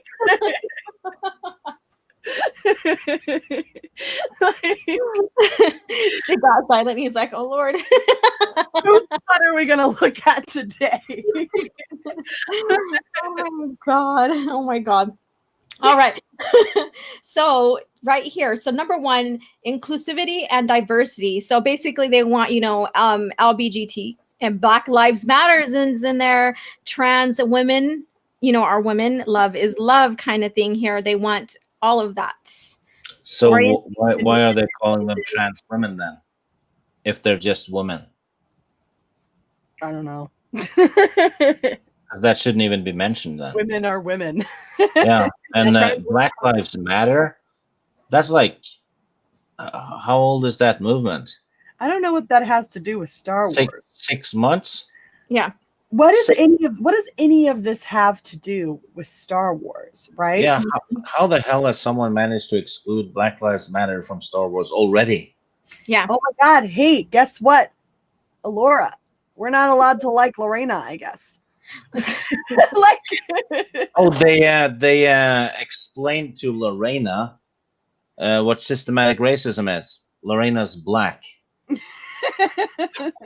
And then she addressed him on it, and then they're like, "Oh, we're sorry. Well, we want to include you." So they started like really pandering to her as well, and so I thought that was hilarious, and I could just hear or see Lorena's eyes rolling, like, get the fuck out of here, kind of deal. No, I stand corrected. Black Lives Matter started in 2016. I didn't know that. Blame it on me being a foreigner. Yeah, that's fine. I'll give you that. No. The thing is I've talked with Lorena about Black Lives Matter, and it's just like the American Indian movement. All these movements that happened during their time frame happened through grassroots people, and then they were hijacked by extremists. And so so she recognizes, and as well as with our Native American movement, American Indian movement, we recognize the grassroots portion. We do not recognize the extremists. Those are two different factions. Which is kind of like what people should do with Star Wars. Recognize the grassroots movement, which is the old fans, and then ignore the extremists. Yeah, and this is what we're looking at. Tends to be the new ones. Yeah. Yeah.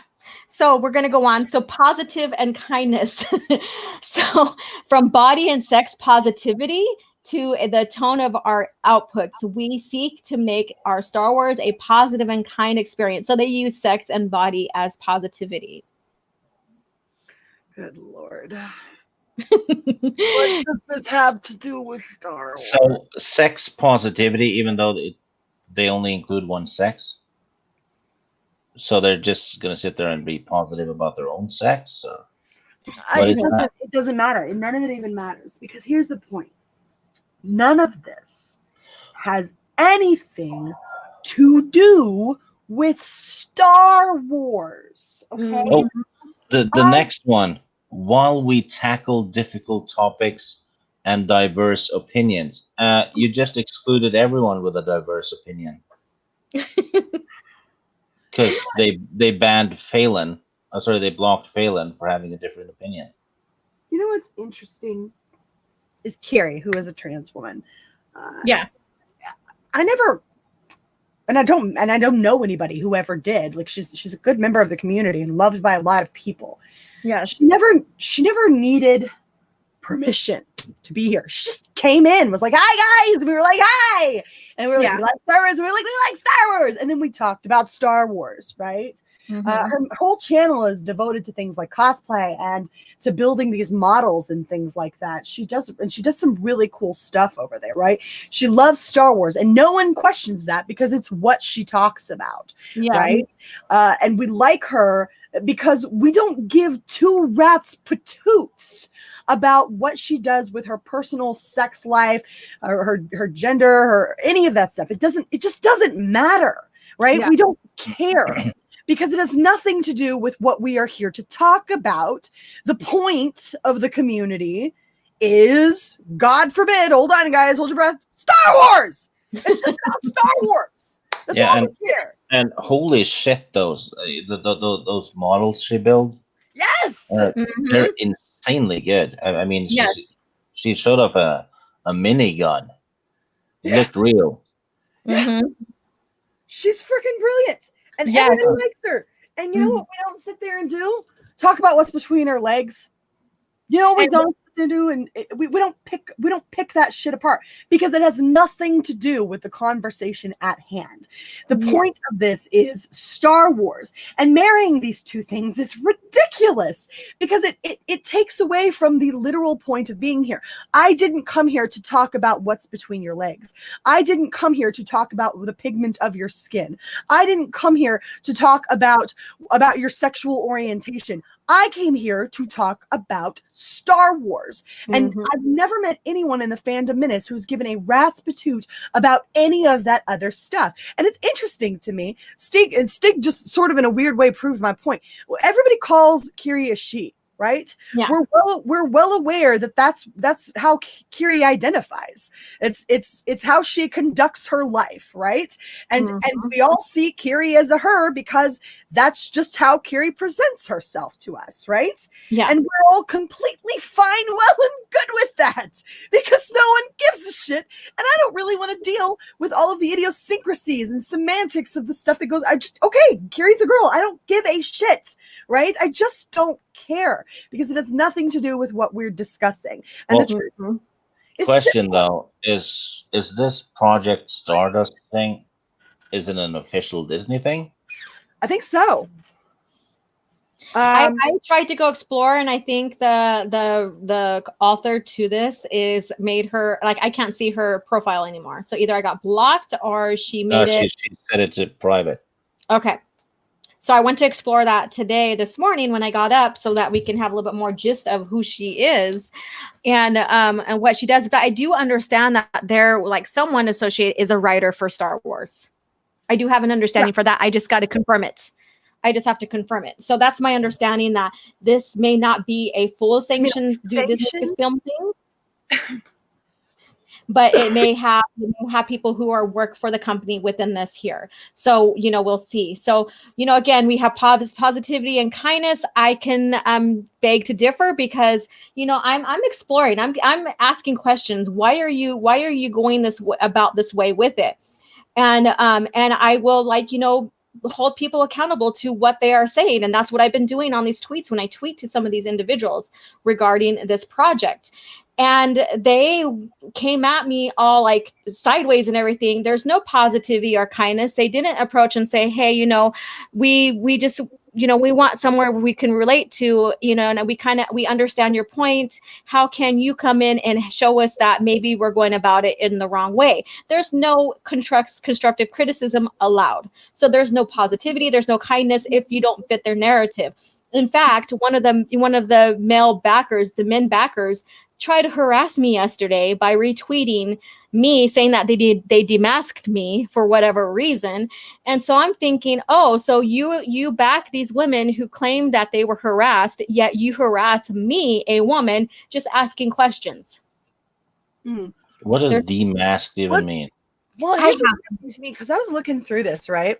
Yeah. And you were being you were making a statement, right? Your experience does not represent the majority of women here, saying they never needed permission or experienced hate of any kind as a female Star Wars fan. And then it gets responded to, even if that's true, which you can't possibly know. And that's what I want to put like right there in quotations, which you can't possibly know. Does that mean they don't deserve to be heard or speak to their own experiences? You can't possibly know how many women this represents. You can't make a blanket statement like most female fans or even many female fans, right? You can't make that kind of a statement and pretend to represent female fans and then turn around and say, well, you can't possibly know that they haven't had these experiences. Well, you can't possibly know that a majority of women haven't had these experiences. You're blowing this out of proportion. You are causing a problem that doesn't need to exist, right? Yeah, and for the most part, what I saw was it wasn't the men necessarily that attacked her for it. It was a hell of a lot more women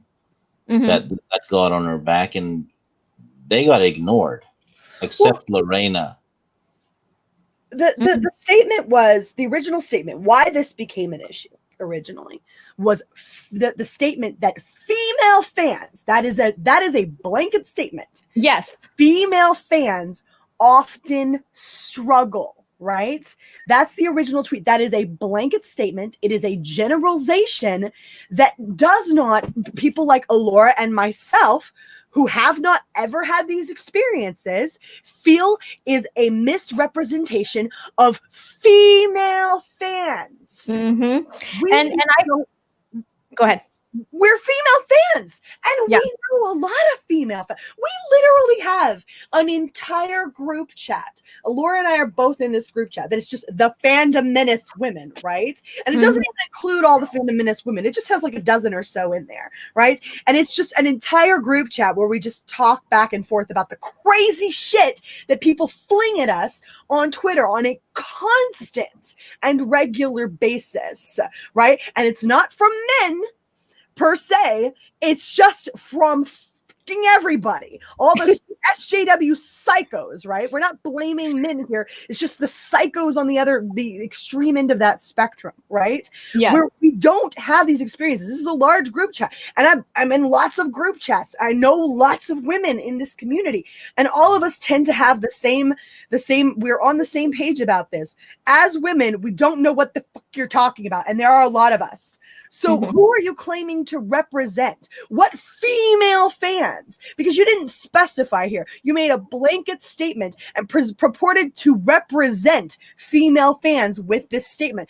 But you don't get to speak for us. We have a different experience. So don't sit there and make a blanket statement like that and expect us to not, I don't know, use our voices, be strong, empowered women who speak up and argue with you and say, yeah, but this is inaccurate. Exactly. And I pointed that out. I was like, okay, so where's the stats? Where is your scientific, scientific study on this between, women? They had they replied to that. Yeah. And I'm getting someone said, do you have any screenshots of the harassment, or do you have any statistics?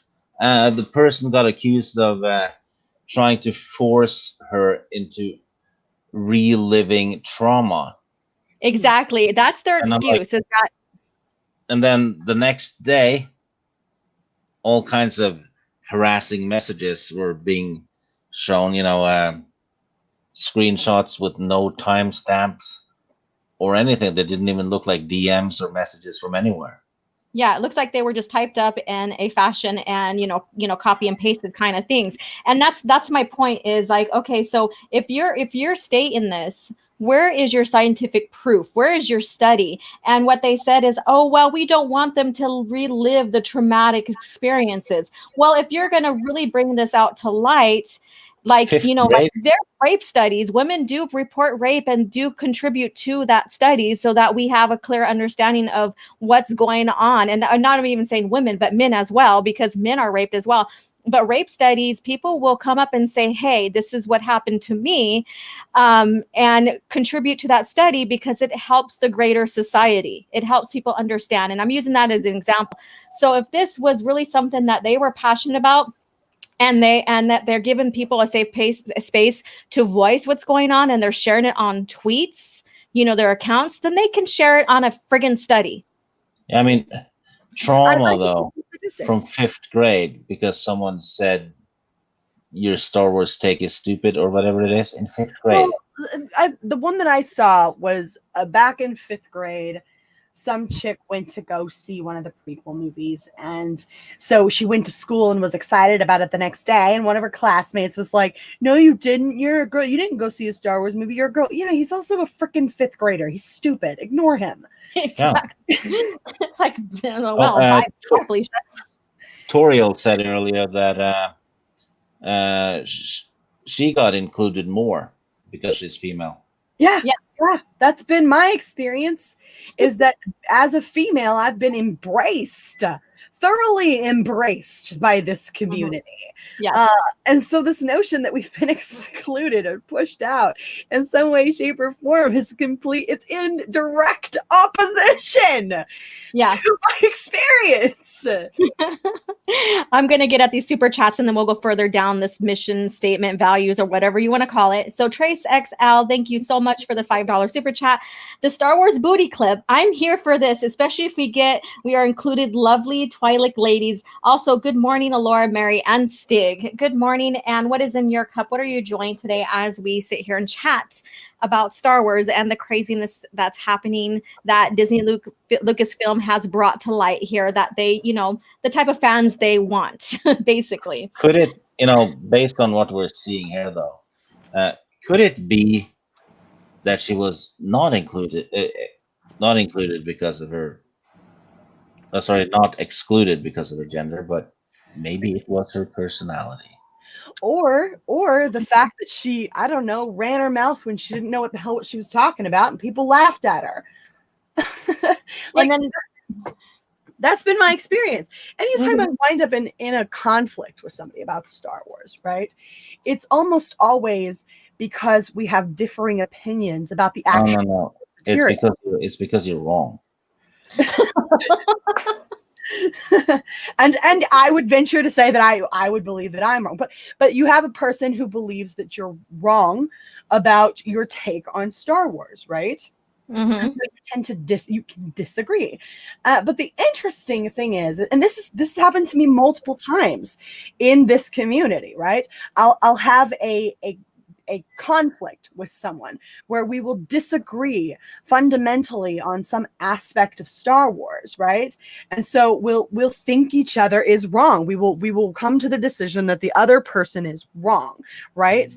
And we stand our ground. We don't back down because we feel that we understand it and know it and all of that jazz. But the interesting thing that I've noticed for the most part throughout my life is that even if I disagree with someone on Star Wars and I hear them tell me I don't know what the hell I'm talking about, right? Or vice versa. It doesn't mean I hate that person. It doesn't mean I diminish that other person as a human being. I simply question their Star Wars knowledge, right? I simply question whether or not they know what they're talking about. And that's happened multiple times, but specifically of note is with Shellback, right? Shellback TJC, who was a fan of Mandalorian and yes, and Tano as well. I got into arguments with Tano about Ahsoka. Yes. And everybody's seen that on full view, right? Like we'll really sit there and have arguments over it, but it doesn't mean I hate Tano. It doesn't mean I diminish his existence as a human being. It doesn't mean I think he's a bad person. It doesn't mean I think he doesn't have a right to be here. It just means we disagree wholeheartedly and emphatically, and we'll argue about it because it's interesting enough. That's what fandom is about. Yeah, I disagree with Shellback all the time. We're still friends. Yeah. I don't mind if he's full of shit. All right, I'm going to read the super chat. Trace XL, $10. Thank you so much. If you want to be in a fandom, come in, pull up a chair, and jump in when you see a spot. Thick skin, tact, and flexibility, no matter who you are, will take you far. Gatekeeping will not. Exactly. And I say amen to that, brother. Yeah. Absolutely. I think Tano's a freaking idiot when it comes to his opinions on Ahsoka, right? But I notice I qualified that when it comes to his opinions on Ahsoka. I don't think Tano's an idiot. I don't think Tano's a bad person. I don't think he shouldn't be here. I disagree wholeheartedly with his opinions on Ahsoka, right?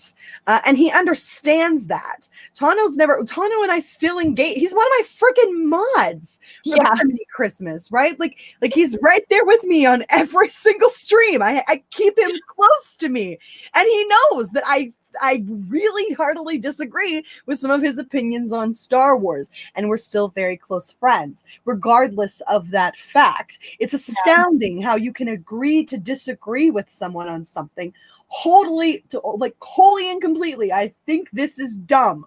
I think you think a dumb thing, right? But that does not mean I think you are a bad person or I don't want to be near you. I don't want to exclude you from my circle because of it. And sometimes friends say some shitty stuff to each other. That's just part of being friends, right? Especially when you're poking and playfully jabbing at one another. Freaking Steve calls me a twat constantly. It's freaking funny. Okay? It's freaking funny. Relax. Calm your tits. All right, so let's go down the list here. But first of all, not my Star Wars. Newsflash. Guys that love Star Wars love girls that want to be a part of it. Exactly. It's like, they're like, oh, we have a geek that has boobs, that wants to talk. Hooray! Boobies! So we have something more pleasant to stare at while we talk Star Wars.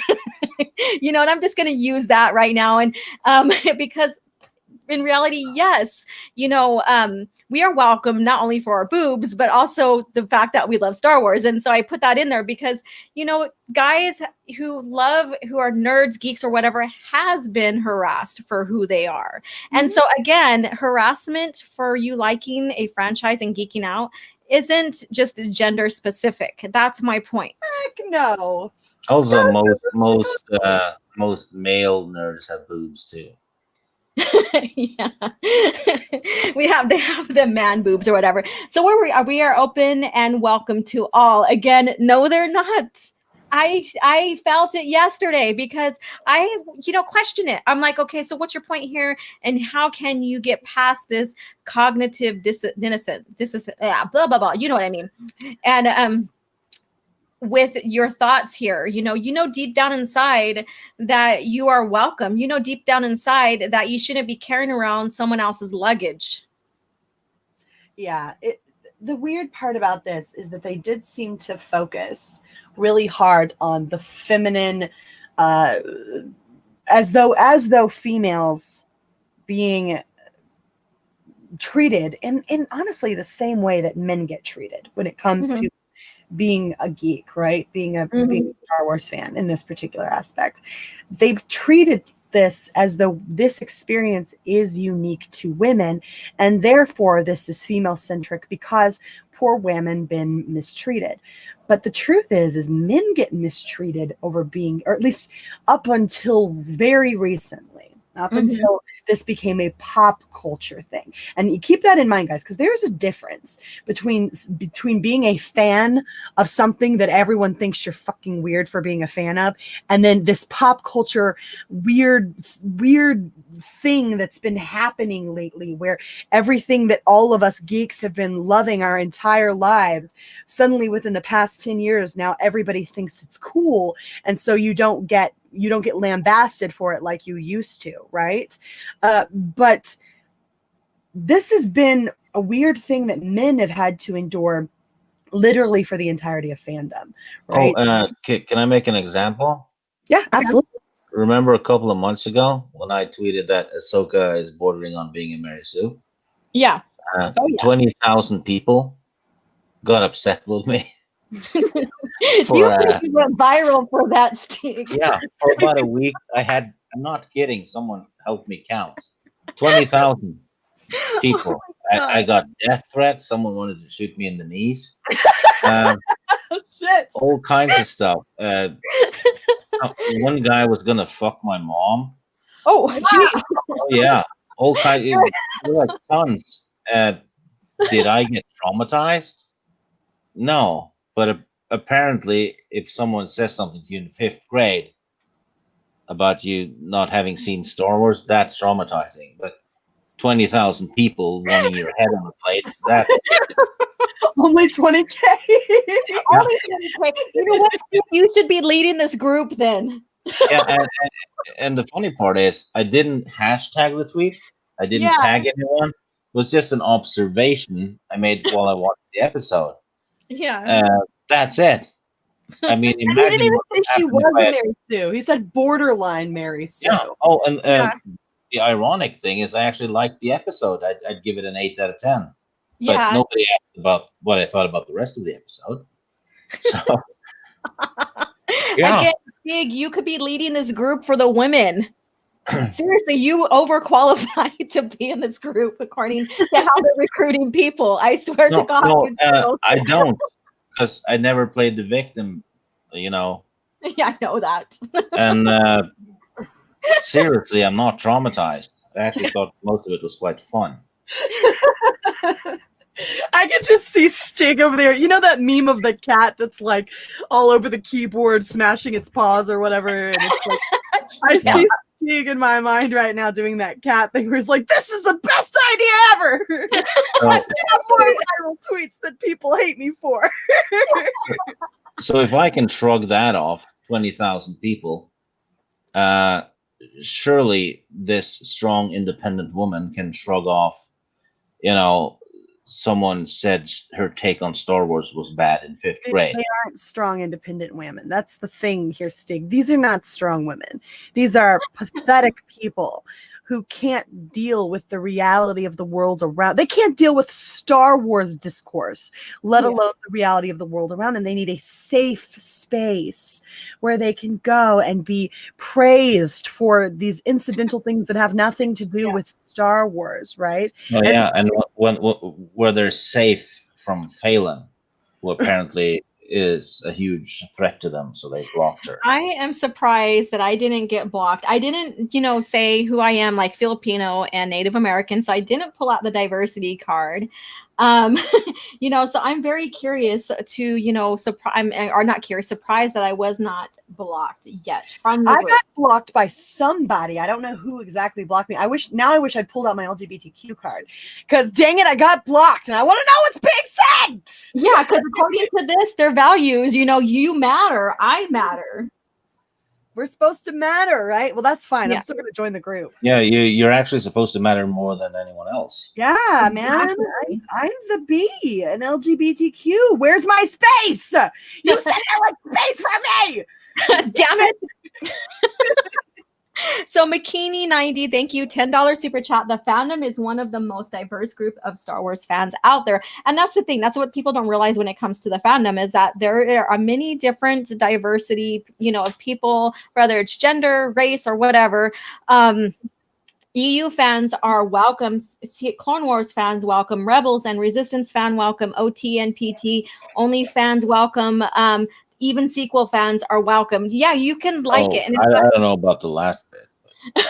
Hey, I'm about, like, if you like what's going on with Disney, more power to you. In fact, I am getting ready to I'm got to prep everybody here, but I'm going to interview my daughter who loves Disney trilogy. We didn't kick out Chris Knight, so Well, we tried, but he just kept clutching at the door. coming back. Oh my God. And then I have it here. Where'd it go? It jumped a little bit. Where did it go?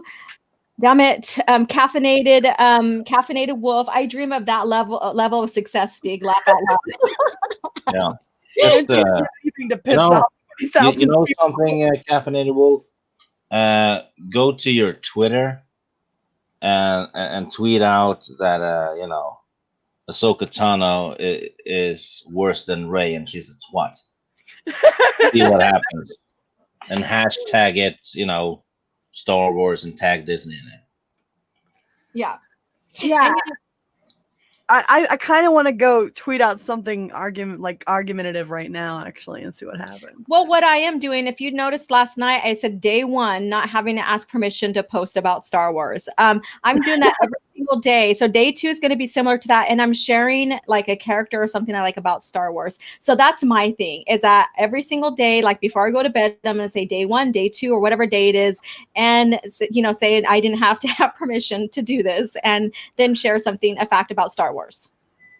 I should mimic you. Day 1 with a vagina. Day 1 vagina monologue of Star Wars. Vagina monologues. Yes.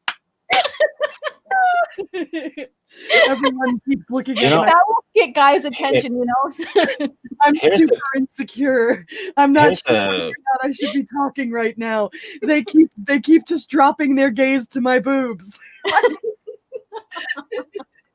you know how the world will end What's that? when the LGBTQ manages to claim the rest of the alphabet. Yeah. There'll be no point anymore. Yeah, They'll exactly. have the whole alphabet, and that means there will be no more communication. Oh, goodness gracious. All right. So super chat, Mega Jetty won $2. Thank you. Ever see, so the cat, the letter C, the cat play chopsticks with chopsticks? I think he meant C, but he was shortening it so he could fit it into Yeah. a super chat. Yeah. I have not. Have you guys? No. Okay, that's everybody's homework, and report on Twitter what you think. And then so Trace XL. I don't need any more homework. I just found out the rule of 2 doesn't exist anymore. Now I gotta go read 4 freaking books to find out what's going on. You know, they should release Star Wars movies with a season pass, so you get all of the extras, so you can understand the whole story. Or like a coupon to buy the books. Buy one, get one free. Oh my god! I think I have an Audible credit right now. I have more of them, but I don't really want to spend it on the new stuff. Really, I'd rather just someone send me information about it in the pages. Right. Just go watch Over the Top with Stallone. How many credits are on my Audible? I have no idea. All right, so Trace XL, $10. Note: being in a fandom does not mean everyone agrees about everything. Exactly. We're not in an echo chamber here. Agreements and debates are common. This new batch of fans just don't have communication skills to handle that. It's not ism. It's true. That's the best part about fandom, is sitting there talking with people about things and then winding up disagreeing. I know I mentioned this earlier, but it was one of my favorite times I ever had on Twitter. Was back and forth with Shellback about Baby Yoda, right? And him defending Baby Yoda and me being like, yeah, but no, and here's why, right?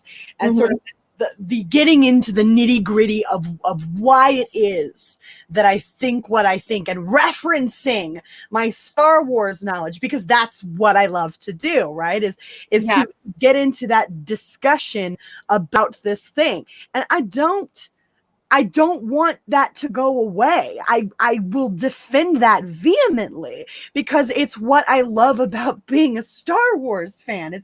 It's one of the best parts, if not the best part of being a Star Wars fan, is getting into it with another Star Wars fan about this thing, right? And having arguments with them. And they're spirited and they're debates, and it's friggin' fun. I don't want that to go away. And this is what effectively they want here. They want those arguments to go away because you have made them feel freaking stupid, right? You questioned them. That you did the same thing every Star Wars fan has done since its inception. And because of that, they have felt diminished and smaller because they can't hang, right? And so they want that to go away. They don't want you to do the thing that you love to do as a Star Wars fan. Well, you can kiss my shiny metal ass. I don't care whether or not you like it. I'm not going to stop doing it. And if you can't hang, then you have one of 2 options, okay? This is the best I can do for you. Learn more or get the fuck out. Those are your choices. Yeah. You know, Mary, I can teach you a trick on how to win any Star Wars. Just call Ahsoka a twat? No. Just make a Star Wars statement and I'll disagree. Okay. Anakin was the most powerful Jedi in the history of Jedi. You're a twat. See, I won. Oh my god. So Will Gentry, he says to Mary, the B's don't count, Mary. You should know this by now. The B's and the L's don't count. And the G's only count if they're the right kind of G. It's all about the T's and the sissy G's. Yeah, well then stop calling it LGBTQ. And why is the L first? Because it's, well, female, maybe. I don't know. I'm not going to try to wrap my head around that, the who gets to be first in that little bit of, description. Yeah. So very last one is accessibility. So basically we want everyone to enjoy Star Wars, which is why we work to make all of our content accessible, from captions to descriptions. If there's ever anything we can do to make your time with us easier and better, please drop us a line, DM. Oh, here's the email.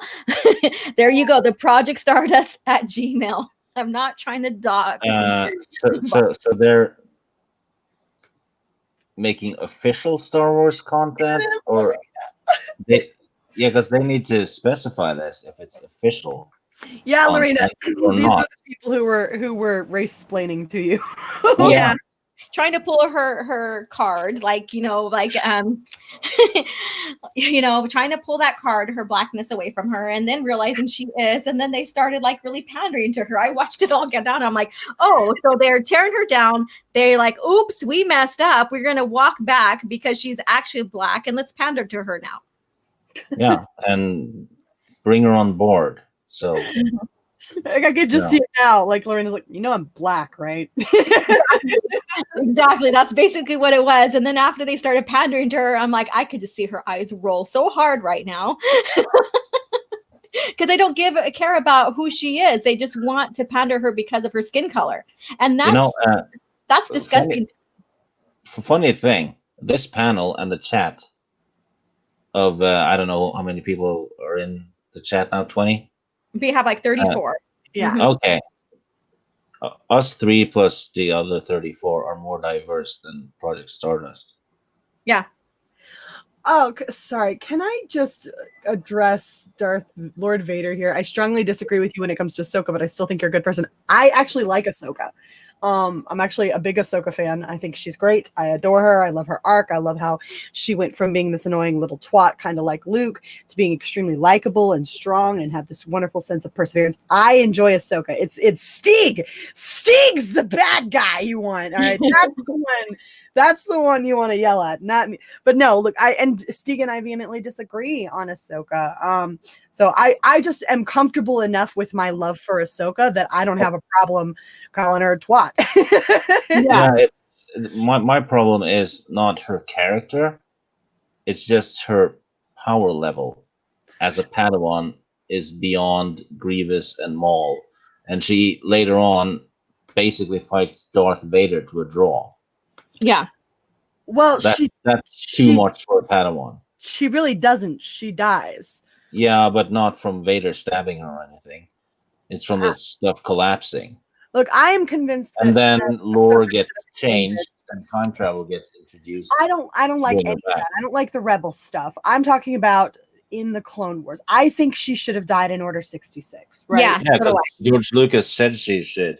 Yes, that's where he bragged about lying to him. No, I don't hate her at all, Lord Vader. I actually quite love Ahsoka. I'm just comfortable enough with the conversation, my love for the character, and these people that I can sit here and accept a different opinion about her and not get super indignant and laugh about it. And so it's not a big deal to me. It's absolutely fine. Like you could sit here, like you could make fun of my favorite character, Obi-Wan Kenobi, and I'm okay with that. I do not need you to agree with me. So I can make jokes and laugh. It's okay. No, you don't joke about Kenobi. Don't try it, Anakin. Don't try it. Yes, don't try it. So we have Terminus that sent a 149 super sticker, and it's a Doomacorn. Thank you so much, darling, to both of you guys. And so the thing is like me, I liked Ahsoka's arc in the beginning. How she's being presented now in Disney Star Wars is something that I don't care for. And I did do a video about her becoming some kind of Force goddess or priestess. I see that's the road that Filoni's going to take her. And so I did do a what if video about that as well. And I think her purpose, what George wanted her for, was to show Anakin that you can teach him more about attachment by giving him a Padawan, and that yes, she was supposed to be gone after or before or by Order 66. You know, the story would have had a hell of a lot more impact if Anakin had killed Ahsoka during Order 66. Yeah, I would have loved to have seen that. Yeah, how far he had fallen and all that, which means the only person alive that could reach him would be Luke. Yeah. Yeah, because if she's alive, then she can reach him too. Yeah, well, he, really cared for her, right? She would be, you would think that would be an indicator of someone who might be able to bring him back to the light. If anyone could have done that, it would have been Ahsoka, and it would have been a wonderful indicator of exactly how far he had fallen. And also, when they announced The Mandalorian, Filoni and Favreau were sitting there. Yeah, we're going to make a show that has nothing to do with the Force or the Jedi. 8 episodes later, Filoni has to drag that damn Ahsoka back in. He does. It's really frustrating because not everything needs to go on forever, right? I'm a huge fan of Avatar: The Last Airbender, right? I'm a huge fan of that show. It lasted. Is that pansy anime? I'm gonna kick your ass. It's an American show. In this corner, no joking. But it's only 3 seasons long. Okay, it's incredibly short for a show of its level of popularity, right? It's an incredibly popular show. Lots of people were clamoring, "Oh, we need more." I want more, but I recognize that the show ended where it needed to end, the right way, the right time, in the perfect way, right? And if they had dragged it out for more seasons, it would have become something that was bloated and unnecessary, right? And so I appreciate that they knew when to end it with Avatar: The Last Airbender. And so that's something that I think that Filoni really needs to get. Look, dude, you please stop being a one-trick pony, okay? We all have a whole lot of, well, I know Steve doesn't, but I really liked Filoni. I don't like some of this junk that's been coming out of his mouth lately, but I've always really loved the Clone Wars, and I just feel like let it be great. Just let it be great instead of, what is it? You either you either die the hero or live long enough to become the villain. Don't do that to Ahsoka. Don't do that to her. Yeah, and the thing is like that people are like, "Oh well, I can't wait to see her interact with Luke." But isn't Luke's like redemption arc supposed to be solely his and not influenced by anybody else other than how he feels about his father? So if she interacts with him and says, "Oh well, he was my master and I loved him and I tried to change him," blah blah blah, then that really changes like Luke's own arc when it comes to him solely alone. Now he's got to rely on this. You know what they're gonna do, right? They're gonna have him meet Ahsoka between episode 5 and 6, and her convince him that he's worth. No. She's gonna teach him how to fight Vader because she knows how Anakin fights. Yeah, but he never gets good at fighting Vader. That wouldn't even make sense. Yeah, but he beats him in episode 6. No, he doesn't. He does, but that's because he gave into the dark side. Oh yeah, but they're gonna retcon that. I mean, they've already retconned Luke blowing up the Death Star thing, and it's basically Jyn Erso's, achievement now. But that doesn't even work. They can't do that. It doesn't work. No, but with Disney, think about what doesn't work, and that's what they're going to do. We just proved what doesn't work with these last 2 articles that I shared on here. And, Lord Vader, he says no after Return of the Jedi, not pre. The thing is that I can see them shoehorning her in between because she's still alive. Oh, yeah. She's going to be in the Kenobi show, too, for sure. Mm-hmm. No. Yeah. No. Look, I think they already said she was going to be in the Cassian Andor one. Look, I love Obi-Wan so much that I would literally just watch a show about him jacking off in the desert for several years. I don't care. Obi-Wan. You've never seen a more wretched hive of common villainy. I don't shoehorn Ahsoka into that shit, all right? Let her have her standalone movie. I'll even take that, right? But she really needs to die at the hands of Vader, and it really needs to be Clone Wars. That's when it belongs, right? Like I'm not saying don't give Ahsoka her standalone stuff, but put it in the correct time frame. She shouldn't be in Rebels. She shouldn't freaking be in Rebels. It's so stupid. Yeah, she was in there and she did influence it, and I don't remember, like I said, I didn't really watch Rebels in full, but did Leia have any association with Ahsoka? She's not supposed to. That's the weird part about all of this. I think the Leia episode was before they brought Ahsoka back. Okay, because I know that, she did interact with Yoda. Yeah, they did have Kessel though, and it didn't have the storm around it like it had in the Solo movie. So that was weird. They've already done though. They've already ruined your ability to let Ahsoka die in the most impactful way by confirming that she's going to be in The Mandalorian. You have robbed her of the most impactful death she could have possibly had. Even if you moved it to after, say, episode 4, right? Let's say let's say they do retcon and she meets Luke and helps train him and blah blah blah. And I might be able to swallow that, but it would need to be done well and carefully. But when you put her death after Vader dies, you've ruined the only route that she should die at his hands. And that's really frustrating for me because I really would have liked that. Andrew, I was joking. It was a joke, okay? I don't actually want to watch. You're always getting yourself You're always getting yourself in trouble.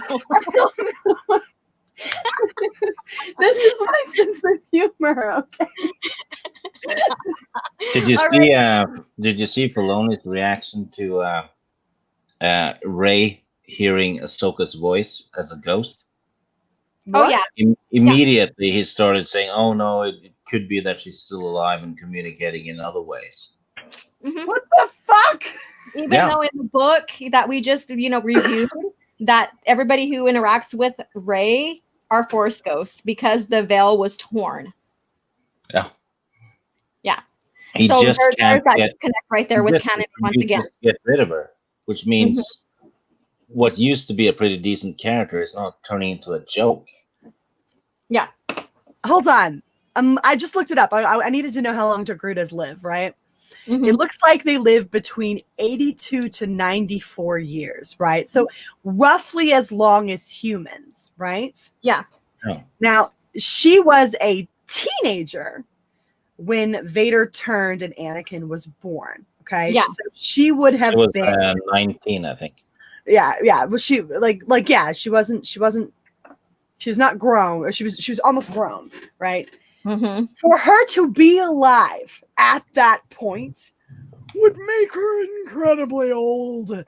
And if she were still alive, like we're talking about, this woman would have been in her.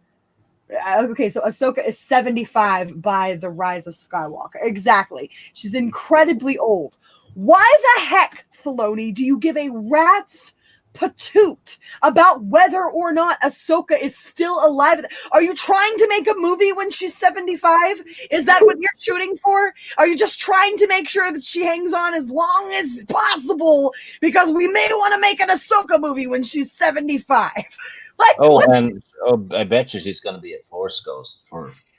No, she's going to be a Force goddess. So she's going to be like, and I've heard someone say this theory when I was talking about this, is that she's going to become the daughter because, Anakin helped her out with the daughter when she was dying, when they found the Mortis and that whole situation. So because the daughter saved her and healed her through Anakin, they're assuming that, that the daughter gave her Force essence. And so therefore she can live longer. Oh yeah. Did you guys see Filoni was talking about the Clone Wars, right, on a panel? Mm-hmm. And he was talking about Darth Maul's legs. And he was saying, "Oh yeah, I came up with that," and blah blah blah. And then George Lucas's daughter is there, and she chimes in, "No, you didn't. That's from the EU." Yeah. Wait, and he was like, "Oh well, yeah."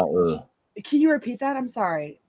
Oh yeah, Filoni was on a panel somewhere, some celebration, and he started talking about Darth Maul's new legs, right? His metal legs.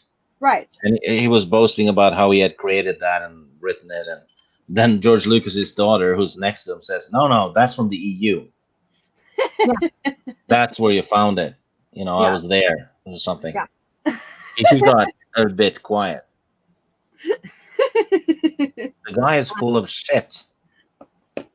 I know. Wow. So I'm going to get to these super chats real quick. Matt G, $2. Vader was beating Ahsoka on point judges score. Point judges score.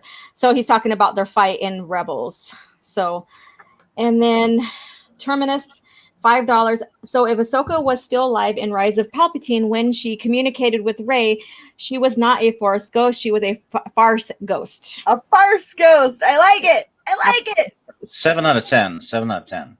There we go.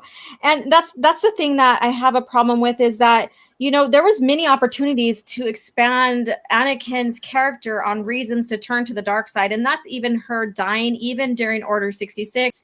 Her making it past or into the OT or the classical era of Star Wars does influence the direction of the main characters there. They're going to make her involved. And that's why I say it influences. Yeah. And so it not just involved, they're going to make her vital. Yeah.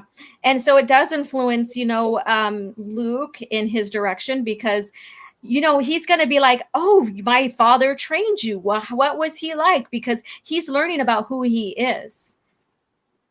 And so she's going to influence him to a point to now he did give up on the Jedi Order, or the Jedi, basically. So is it now going to be so I'm doing this theoretically, if she does influence him, is her influence also how negatively he responds about recreating the new Jedi Order?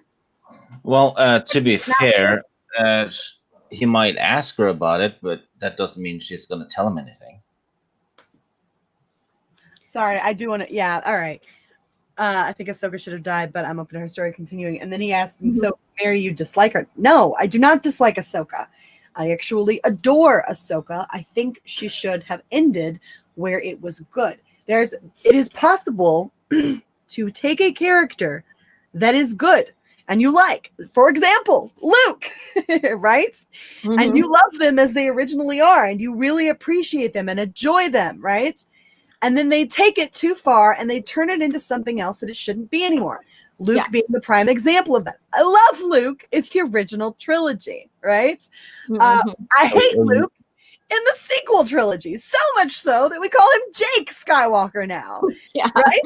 So, if you start reading some of the EU, you're gonna love Luke even more. Yeah, I have read Darth. The trilogy.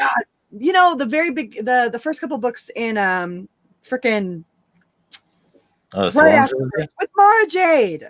Yeah. Oh, okay, yeah. I've read a couple of those. I really do love it. I'm trying to see what's it called. It's in my library here. You should read a couple of the next one because Wedge sleeps with the chicken. Oh my God! Here we go again. No, he doesn't. Oh yes, he did. No. It was a humanoid chicken. Wedge is a furry or a feathery or whatever. Okay, let me speak or I'm gonna kick you out. And I'm joking.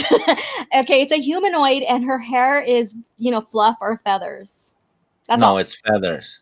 And feathers have fluffs. I know that because I wear fluffs. When I dress in my regalia and you see like the fluffy part of like the feathers I wear, the fluffs. You know what that is? That's from a chicken butt, okay, or eagle butt. So so fluff, feathers, they're the same thing.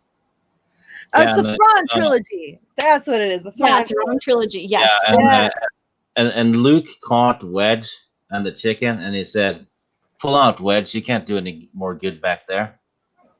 Wow. Yeah, so he's stuck on that because Wedge got into a relationship with a humanoid that instead of like hair, no, chickenoid. No, it's a humanoid. There's more chicken than human. No, she doesn't have a beak or anything else, and her hands are she still has fingers, she still has toes, she just has feathers in replace of the hair. Shit. This has been going on since Stig read the Jedi Academy trilogy, so this has been going on for a while. It answered a very old question though. Which came first, the chicken or the egg? Wedge. Wow. So some of them that have listened to us before in the coffee chat knows that this is a ongoing debate and dispute between us two. Preferably Wedge choked the chicken. Look, if it's okay to bone a Twi'lek, it's okay to bone a chicken. No, Exactly. you can't make a sandwich out of a Twi'lek. Is the chicken? Is it a humanoid chicken? It's Yeah. basically humanoid. Okay, then it's okay. All right. No, that's Yeah, a furry. Furry People bone to Grutas all the time. It's fine. Mhm. No, they don't. Yes. They definitely bone Twi'leks. Yeah, but they're like hot. Well, so are Togrutas. Yeah, but not chicken. Okay, I'm gonna show you right now. This is gonna be her headshot first. Oh yeah, let's watch her head Okay, let me see, where is it at? Okay, here we go. at Wedge's crotch, I imagine. So this is her. She has a human body. Okay, so she has feathers for hair instead of Yeah, so regular she doesn't have a beak. She doesn't have like a chicken figure or anything like that. She just has feathers. That's not a chicken, Stieg. He ruffled her feathers. Yeah, I'm with Laura on this one. No. It's like And when you they look own- at her whole body, it's a humanoid body too as well. And That's she just no has- worse than a Zeltron, Stieg. And then Yeah. Wedge goes, "Look at the size of that thing." I don't see that as being any different than a Zeltron, Stieg. Or a No, Twi'lek. that's a chicken. That is not a chicken stick. Oh my god, it's hilarious. Oh my god. But yeah, so here is her. Let me see if I could pull it up. Golden now. rule: if you could put it on a sandwich, don't sag it. Well, you know, have you watched American Pie? No, I'm joking. Oh my god. What's that? American cream pie? No, kind of. After he's done with it, it is. Right? Oh my god. So that's been our ongoing debate, and I think everybody who has been watching this since, you know, he has read the series, you know, we've been debating that. So here's her body. That's a person. Stop. Yeah, but if you remove the clothes, it's feathers everywhere and eggs. No, it's not, Steve. It only is feathered where it counts. What? What? Laura, you're not helping. And that's where the hair is at. All right. I think you put an O too many in counts. Oh my god, Laura just had chicken bush pop into my head.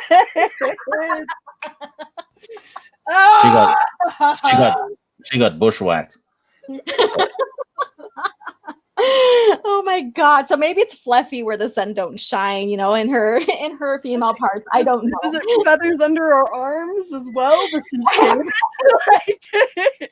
I don't know why that's Imagination, but makes you wonder what the Dark Nest trilogy is really about. how do you shave quills? Is all she can do is pluck her underarms? That sounds painful. Like I don't know. Could you wax could it. you could you pluck me? I'm making a pillow. Oh my god, this is hilarious. This is funny. But yeah, so this is our ongoing debate. So let me get these couple of super chats here. I think, did I get this one already? Whoops, I lost you. All right, Terminus eats $5. Favreau should rely on someone smart than Filoni for the lore. Filoni has his head up the rear while wearing his cowboy hat. He is 10 gallons ass hat. Ooh. Yeah. So that's his opinion on that. From the beginning of Clone Wars, when I started seeing the direction it was taking, and you know, seeing the lies that Filoni was doing. I mean, fans even questioned him at conventions about his knowledge about the EU, and he failed completely. Even though he says, "I'm an EU fan, I adore the EU," a fan brought up something, and he failed miserably. And after that, he started saying, "Oh, I hate the EU," kind of deal. So he started changing his mind after that. So, I mean, people started calling things out and questioning him, and he, basically failed, is what I'm getting at. So, and his lack of basically respect or effort into understanding the EU led to Karen Travis quitting. She had spent 5 or 6 years, maybe more, developing, developing stuff, right? the lore for the Mandalorians and the clones. She did all that, and Filoni bulldozed over it, and she had to quit because she was told to fix it afterwards. She couldn't. Yeah. Wow. Okay. Yeah, but you can change midstream. Feminist icon Filoni right there caused one of the best female writers in Star Wars to quit.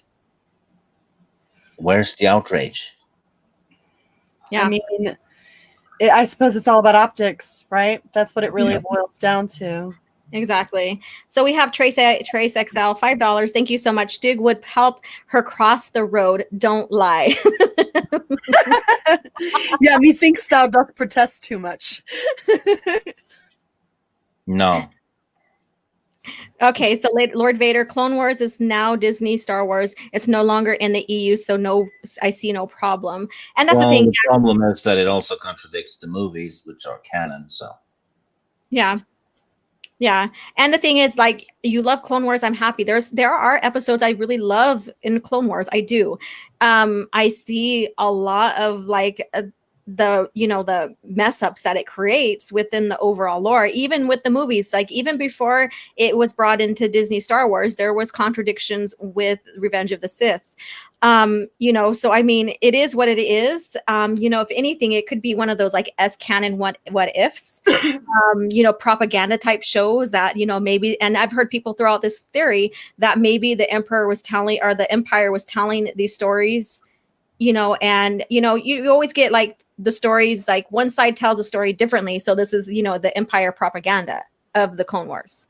And so I think that's very interesting too. However, now that it's a part of Disney canon, then I'm happy to like say, here, take it, but it still contradicts even their canon because it does have EU lore from the original. So it is what it is.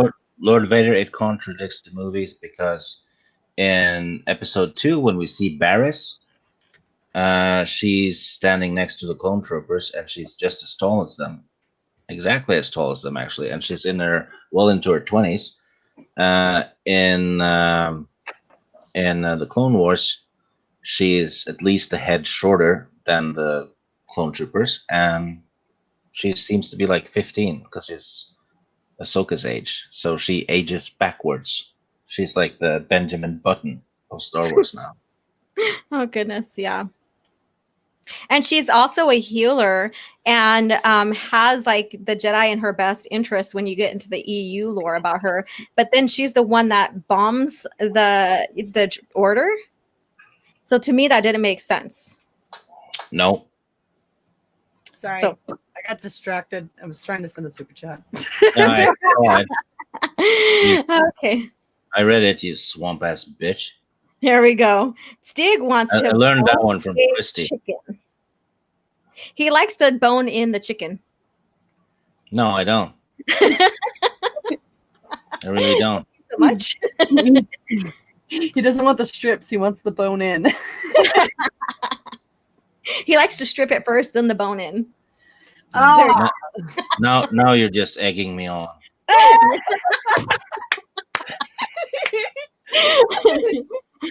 I'm not shell shocked. Yeah. So Lord Vader, from my perspective, Stig, it doesn't, but you can have your opinion. Yeah, I replied to that. Yeah. And then Lord Vader, how is her height a major issue? It's not only the height, it's the age, and it's basically consistency with the character.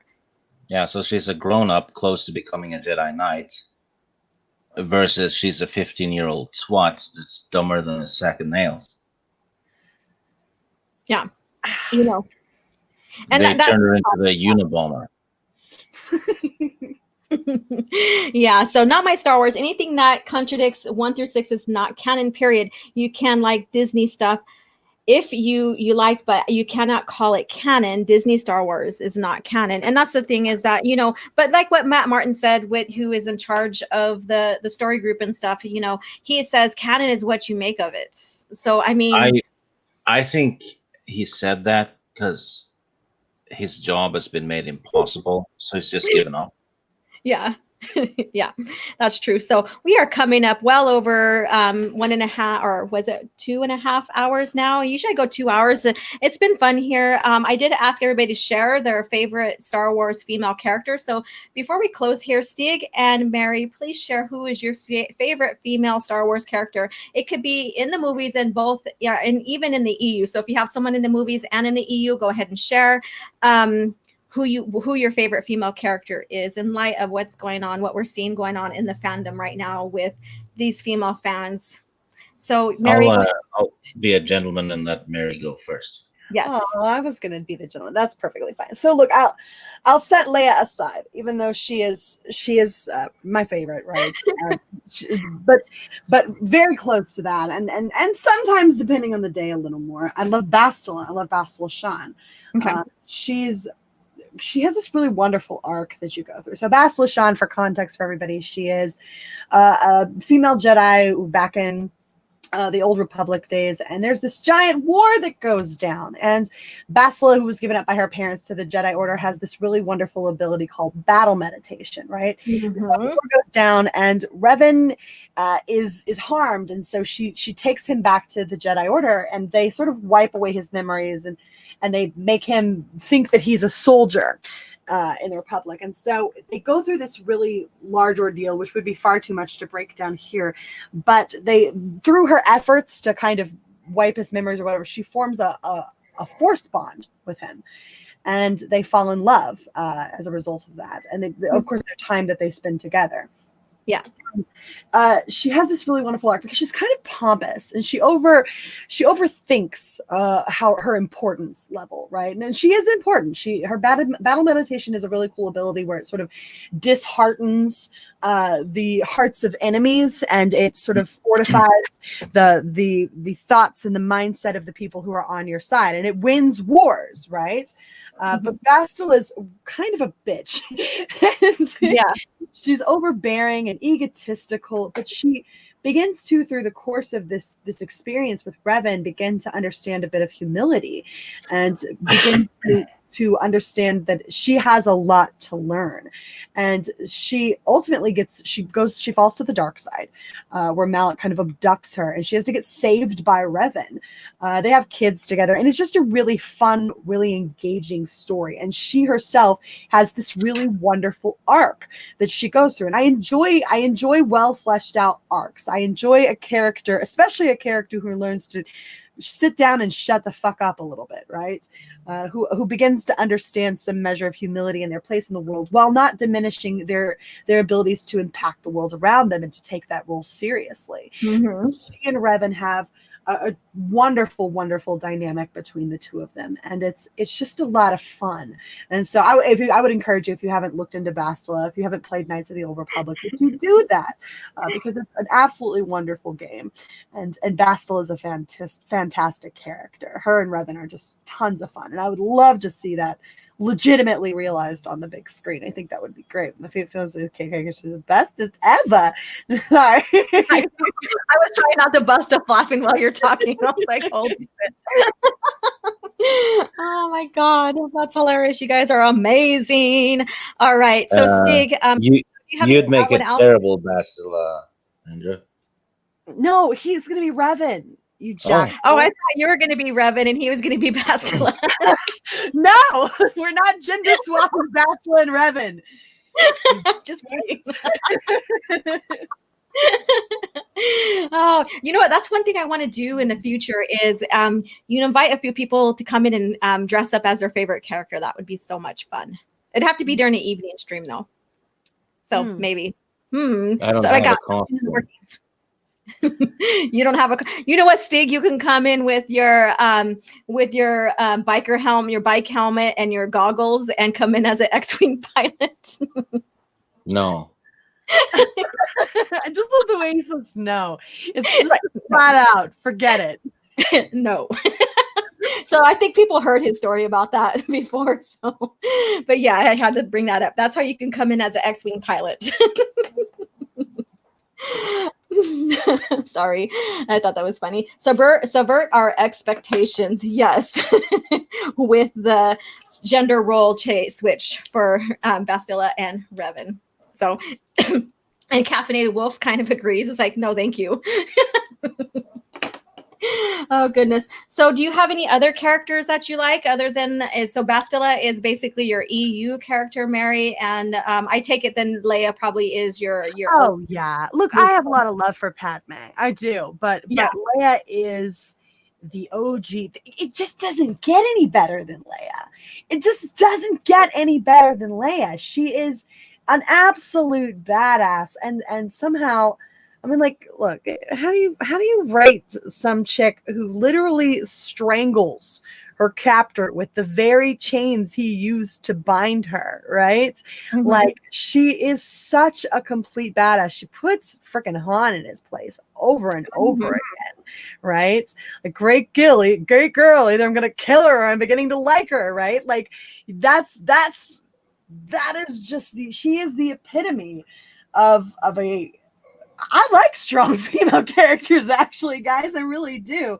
I like them to be organically so, and so I genuinely love Leia. She is the goat. Yeah, it's Sentinel. She's the goat. Yeah. So, but if I have to pick someone besides Leia, and I think that it's important to not always just go right to that go-to, and to be aware enough of the many wonderful female characters that are in Star Wars, to point at some of those as well. And of course, Bastila is one of those. So yeah. Yes. And so we have Terminus at $2. Stig's X-wing pilot name would be Norwedge Antilles. I get it, Norwedge. Stig's like, no. All right. So OG Star Wars, let me know if I am available. I will be there. And while most of my costumes, I guess, won't need the leg plate. Yeah, so he would come in as a trooper, probably 501st or whatever, or even a Mandalorian. So Stig, go ahead and talk about who your favorite female character is. Jaina Solo. Okay, and so one of the best, well, probably the best written female character in Star Wars, but she's EU, and in order to fully get the whole thing, you need to read the pilot books, actually. Yeah. Because her growth takes time. Something Disney doesn't understand, but at the end, and we were supposed to get a book trilogy written by a woman. Yeah. But Disney canceled it because there's no women in Star Wars before 2015. So that's a shame. I'm hoping they still get it done, though, because it was planned and everything. They had a cover, I think, too. For the first book. So it was in the works, but yeah, thank you, Disney. Second one, this is due to the comics, the Clone Wars comics, which were canon back then, and they're awesome. Ayla Secura. Yeah. Because she is featured heavily in those comics. She has to struggle quite a bit too. She's not a Jedi master or anything, but that doesn't matter because she gets the job done anyway. So she's pretty cool. Well, Bastila is excellent. Leia's excellent. Oh, Darth Talon. Darth Talon is an awesome villain. And Ventress in the Clone Wars comics. She's a beast. Holy crap, she kicks ass. She's a real threat in the comics. In the Clone Wars show, I don't think she succeeds once. Yeah. It depends on how you define succeed. She sure as heck has a lot of battles that she battles people to standstills. She makes some pretty good headway on stuff. But I would agree. Ventress is a threat, but she's not. In the Clone Wars comics, I think that in one of them she fights 3 Jedi at once and kills all of them. Yeah, and the thing is that her Ventress's arc in the Clone Wars cartoon, or 3D cartoon or whatever, animated, she is completely different than when you, more or less, than when you read her in the Clone Wars comics and stuff as well. So she's one of them that the character doesn't mesh well with the original formation of it versus the one that's used in the Clone Wars. So she's another one of them. Yeah, that's because Filoni, in order to make his heroes look good, he lowers the threat level of the villains, Yeah. which is what happened to Maul and Grievous in the Clone Wars. Yeah. But yeah, in the comics, Ventress is like a Terminator. I mean, in one of the comics, it took Mace Windu Hmm. to fend her off, and she had killed 3 Jedi's and maimed the Master, I think. Yeah. Yeah. And for me, I like my mind changes a lot, but I do always go back to Jaina Solo, because you get to read her arc from when she was born all the way to like when we were going to get the book for the Sword of the Jedi. And I was really hoping to see where she goes, because when you look at the story, the next big three in the EU lore was Jaina, Jagged Fell, who became her husband, and Ben Skywalker. So those were going to be the big three for the next generation, and which leads into Legacy Comic and their kids or grandkids or whatever. And so I always loved her arc, and her seeing her go dark in New Jedi Order, because she lost not only her brother Anakin, who died, but then Jason, who was kidnapped or held a hostage of the Vong, and then him coming back, and then her feeling her own twin turn to the dark side. And so to me, there's a lot of compelling, emotional characteristic that really takes you into her character on her, evolution and her arc, just going through just even that little tiny time span. And then when you get into Legacy of the Force, where she does have to start, she realizes that she has to fight her brother to end his reign as Darth Caedus, and her sheer emotions with that. And then going on into Fate of the Jedi, where she's becoming in her own and becomes a master towards the end of that, but comes in her own and, really is attuned with her uncle Luke Skywalker, and helping him, and the Jedi Order, fight Abeloth, and also Dala. And so I think, getting into that Sword of the Jedi, we would have seen something phenomenal with her, and starting her new arc going into the new story of the new generation, or Vader's grandkids. And possibly, you never know, could have been a movie as well. So that's why I love her, is because of her development. But I do have a lot of characters that I like too as well, like Cornhorn's wife. I do like Merta Give. She is Boba Fett's granddaughter. I wanted to see her evolve some more, but then by time she started getting ground on her development, the company was sold. So yeah, and they turned her basically into Gina Carano's character, in a sense. Yeah. So it's very hard. And I love Mara Jade as well. I love her arc with Luke Skywalker and how they had that Force bond and everything.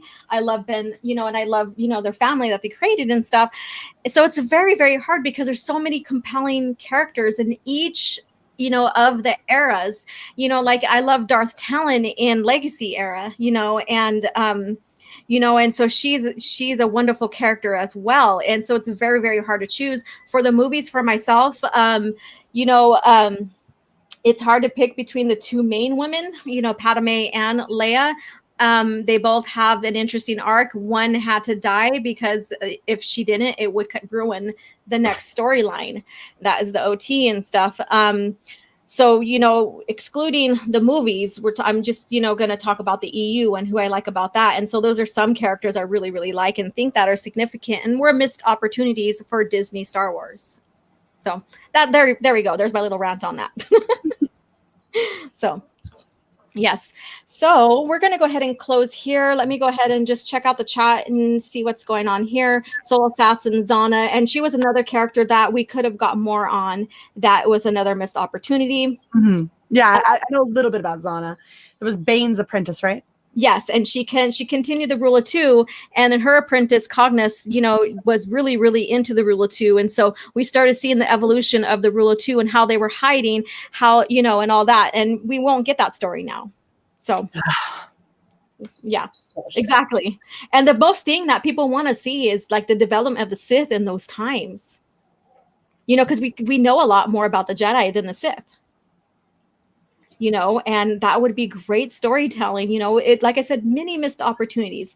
You know what's sad though is if they do decide to release some EU books, they're gonna just hire some SJW to write it.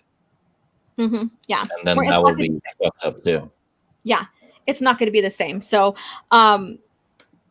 it's just what it is, and it's kind of disheartening to me as well. And but the EU, the original EU, is still here. Yeah, hopefully we can get a continuation. Hopefully they listen, and the review of what Kathleen Kennedy have found out. Oh well, there's 25,000 years of EU lore made within 40 years of the company. We're reviewing that. We're reviewing what George and his company made. So maybe, and I'm like crossing my fingers and hoping, but maybe I'm going to be let down. Who knows, that they will say, okay, well, let's continue Legends, and let's go ahead and continue Disney in their own arc and lore and Legends. Let's honor Legends and continue the stories there, and then get the Sword of the Jedi trilogy and all that stuff that was canceled due to the buyout. So that's my little inkling of hope I have, is having two separate timelines, one Legends and one Disney. So they wouldn't do that because the Legends one would outsell the new crap. Well, yeah, that's true. And that's what's going on. Yeah, because last year, right, the second highest selling Star Wars story product on paper was the Marvel 108 comic. Mm-hmm, yeah. Which is a continuation of the old Star Wars comics from the 80s. That one outsold, the Disney crap. Yeah. Yeah, that's true. And when I go to bookstores and even Barnes and Noble, which is a corporate, I've talking to managers and in other cities I've visited too, and Legend sells more than anything else when it comes to Star Wars. So that's my thing. So imagine that, well-written books selling more. Go figure. Exactly. So so support Legends, support the original EU. If you can't find the books without the label, then still get them, because when you buy the books and they have the Legends label, you are showing to Disney where you want your lore to come from. And so you may not. A lot of people don't like that label Legends, but when you purchase a book that has that label, that shares where we want our money to go.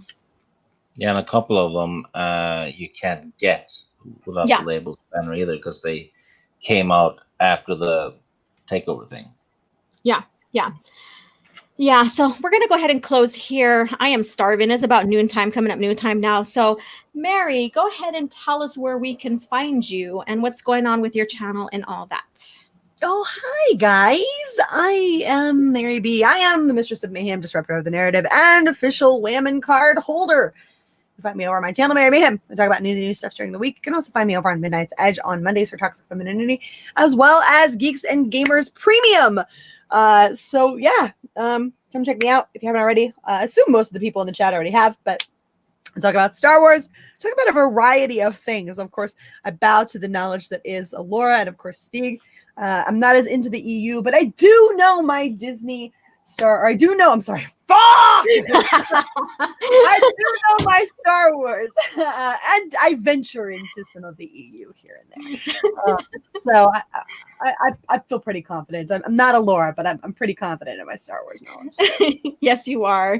And that's the beauty about fandom, is that we have our own level of knowledge and what we like about the lore. And that's a beautiful thing. And that doesn't mean that you have to go segregate yourself because you may feel insignificant over someone else. No, we are here. We are inclusive inclusive, everyone, no matter gender or whatever, and no matter if we have differencing of opinion.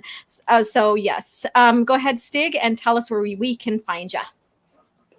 Nah, I want to be left alone. But I do have like a tiny YouTube channel that I made from peer pressure, and I uploaded 7 videos today. Today? Yeah. You did. Oh, that's right. You were telling us about that earlier. Yeah, I have the first episode of the old Dungeons and Dragons cartoon. I have a He-Man and She-Ra movie, some gaming stuff, and then I have a Dragonlance movie, full movie, and the old Fire and Ice animated fantasy movie. And I got away with it. No copyright stuff or anything. Now he's gloating. He is. He's like, I mean, YouTube is easy. Just you like something, you put it on your channel. Well, I did I did get blocked by Disney at one point for sharing a clip from Tartakovsky 2003 Clone Wars, which is not even, canon anymore. And they don't even use. And so, so Stig is gloating because he hasn't been blocked or anything like that, or, No. Yeah, nothing. They leave me alone. Yeah. So I'm watching over Luke while I upload videos to my YouTube channel. Oh goodness, love you, Stig. All right, you guys, thank you so much, and thank you, Mary, for coming in and being one of the women voices of today, and a prime example of being a female Star Wars fan. And yes, I'm using female. I heard there's rumors that some people don't like. I think it's a writer for Star Wars don't like the word female, and so. I'm going to say this. Yes, it is. And I will have to pull up that article and share it in Toxic Femme or Babedom Menace or whatever. But there is a female Star Wars writer, novelist, that does not like the word female and how it's used. Yes. Is it a male or a female writer? It's a female writer. Are you sure? Has the writer always been female? So I seen it. I didn't share on my Twitter yet, or shared it out in its entirety. I think either Drunk 3PO or Ryan shared the article or the information. So I'll pull that up and then I'll share that with you guys on Twitter. Yeah. Yay! So, it's very interesting, right? I think a lot of copy today. I hear you're like, can I put some some alcohol now in my coffee? Because this shit is getting too much. I really need to be drunk right now. Can you highlight Soul Assassins? Comment. Okay. All right. Let's see here. Comment Soul Assassin. Where is it at? They didn't want to get crap thrown at them by Stig. Fire and Ice, Stig. No, the other one. Oh, okay. They don't want. Okay, there you go. Only Imperial Stormtroopers are that precise. Oh my God. Oh, goodness gracious. And again, everybody, you can find me here on my channel. You can find me on Midnight's Edge with Toxic Femme, with Mary. You can find me on Babedom Menace. And you know what? I didn't even get the day. When are we going to have our next show? Babedom Menace is on next Wednesday. Okay, good. All right. Because I was like, I'm kind of lost on that. And then, so there, next Wednesday, there you go. And then Queen's Council, you can find me on that as well as, again, my channel. I'm on that too sometimes. Oh yeah, you're honorary queen. No. That's how toxic I am. He's more of a queen than I am because my happy butt never gets invited on there. I'm so sorry. I will say, hey, let's have a guest. So yeah. So thank you guys so much for coming in and chatting and celebrating the female fans as well. And what's going on in Star Wars today with the direction they're taking the lore. Are they really going to honor George's EU? Who knows? We shall see. Only time will tell. So again, thank you guys so much for tuning in and have a great day. Have a good day and don't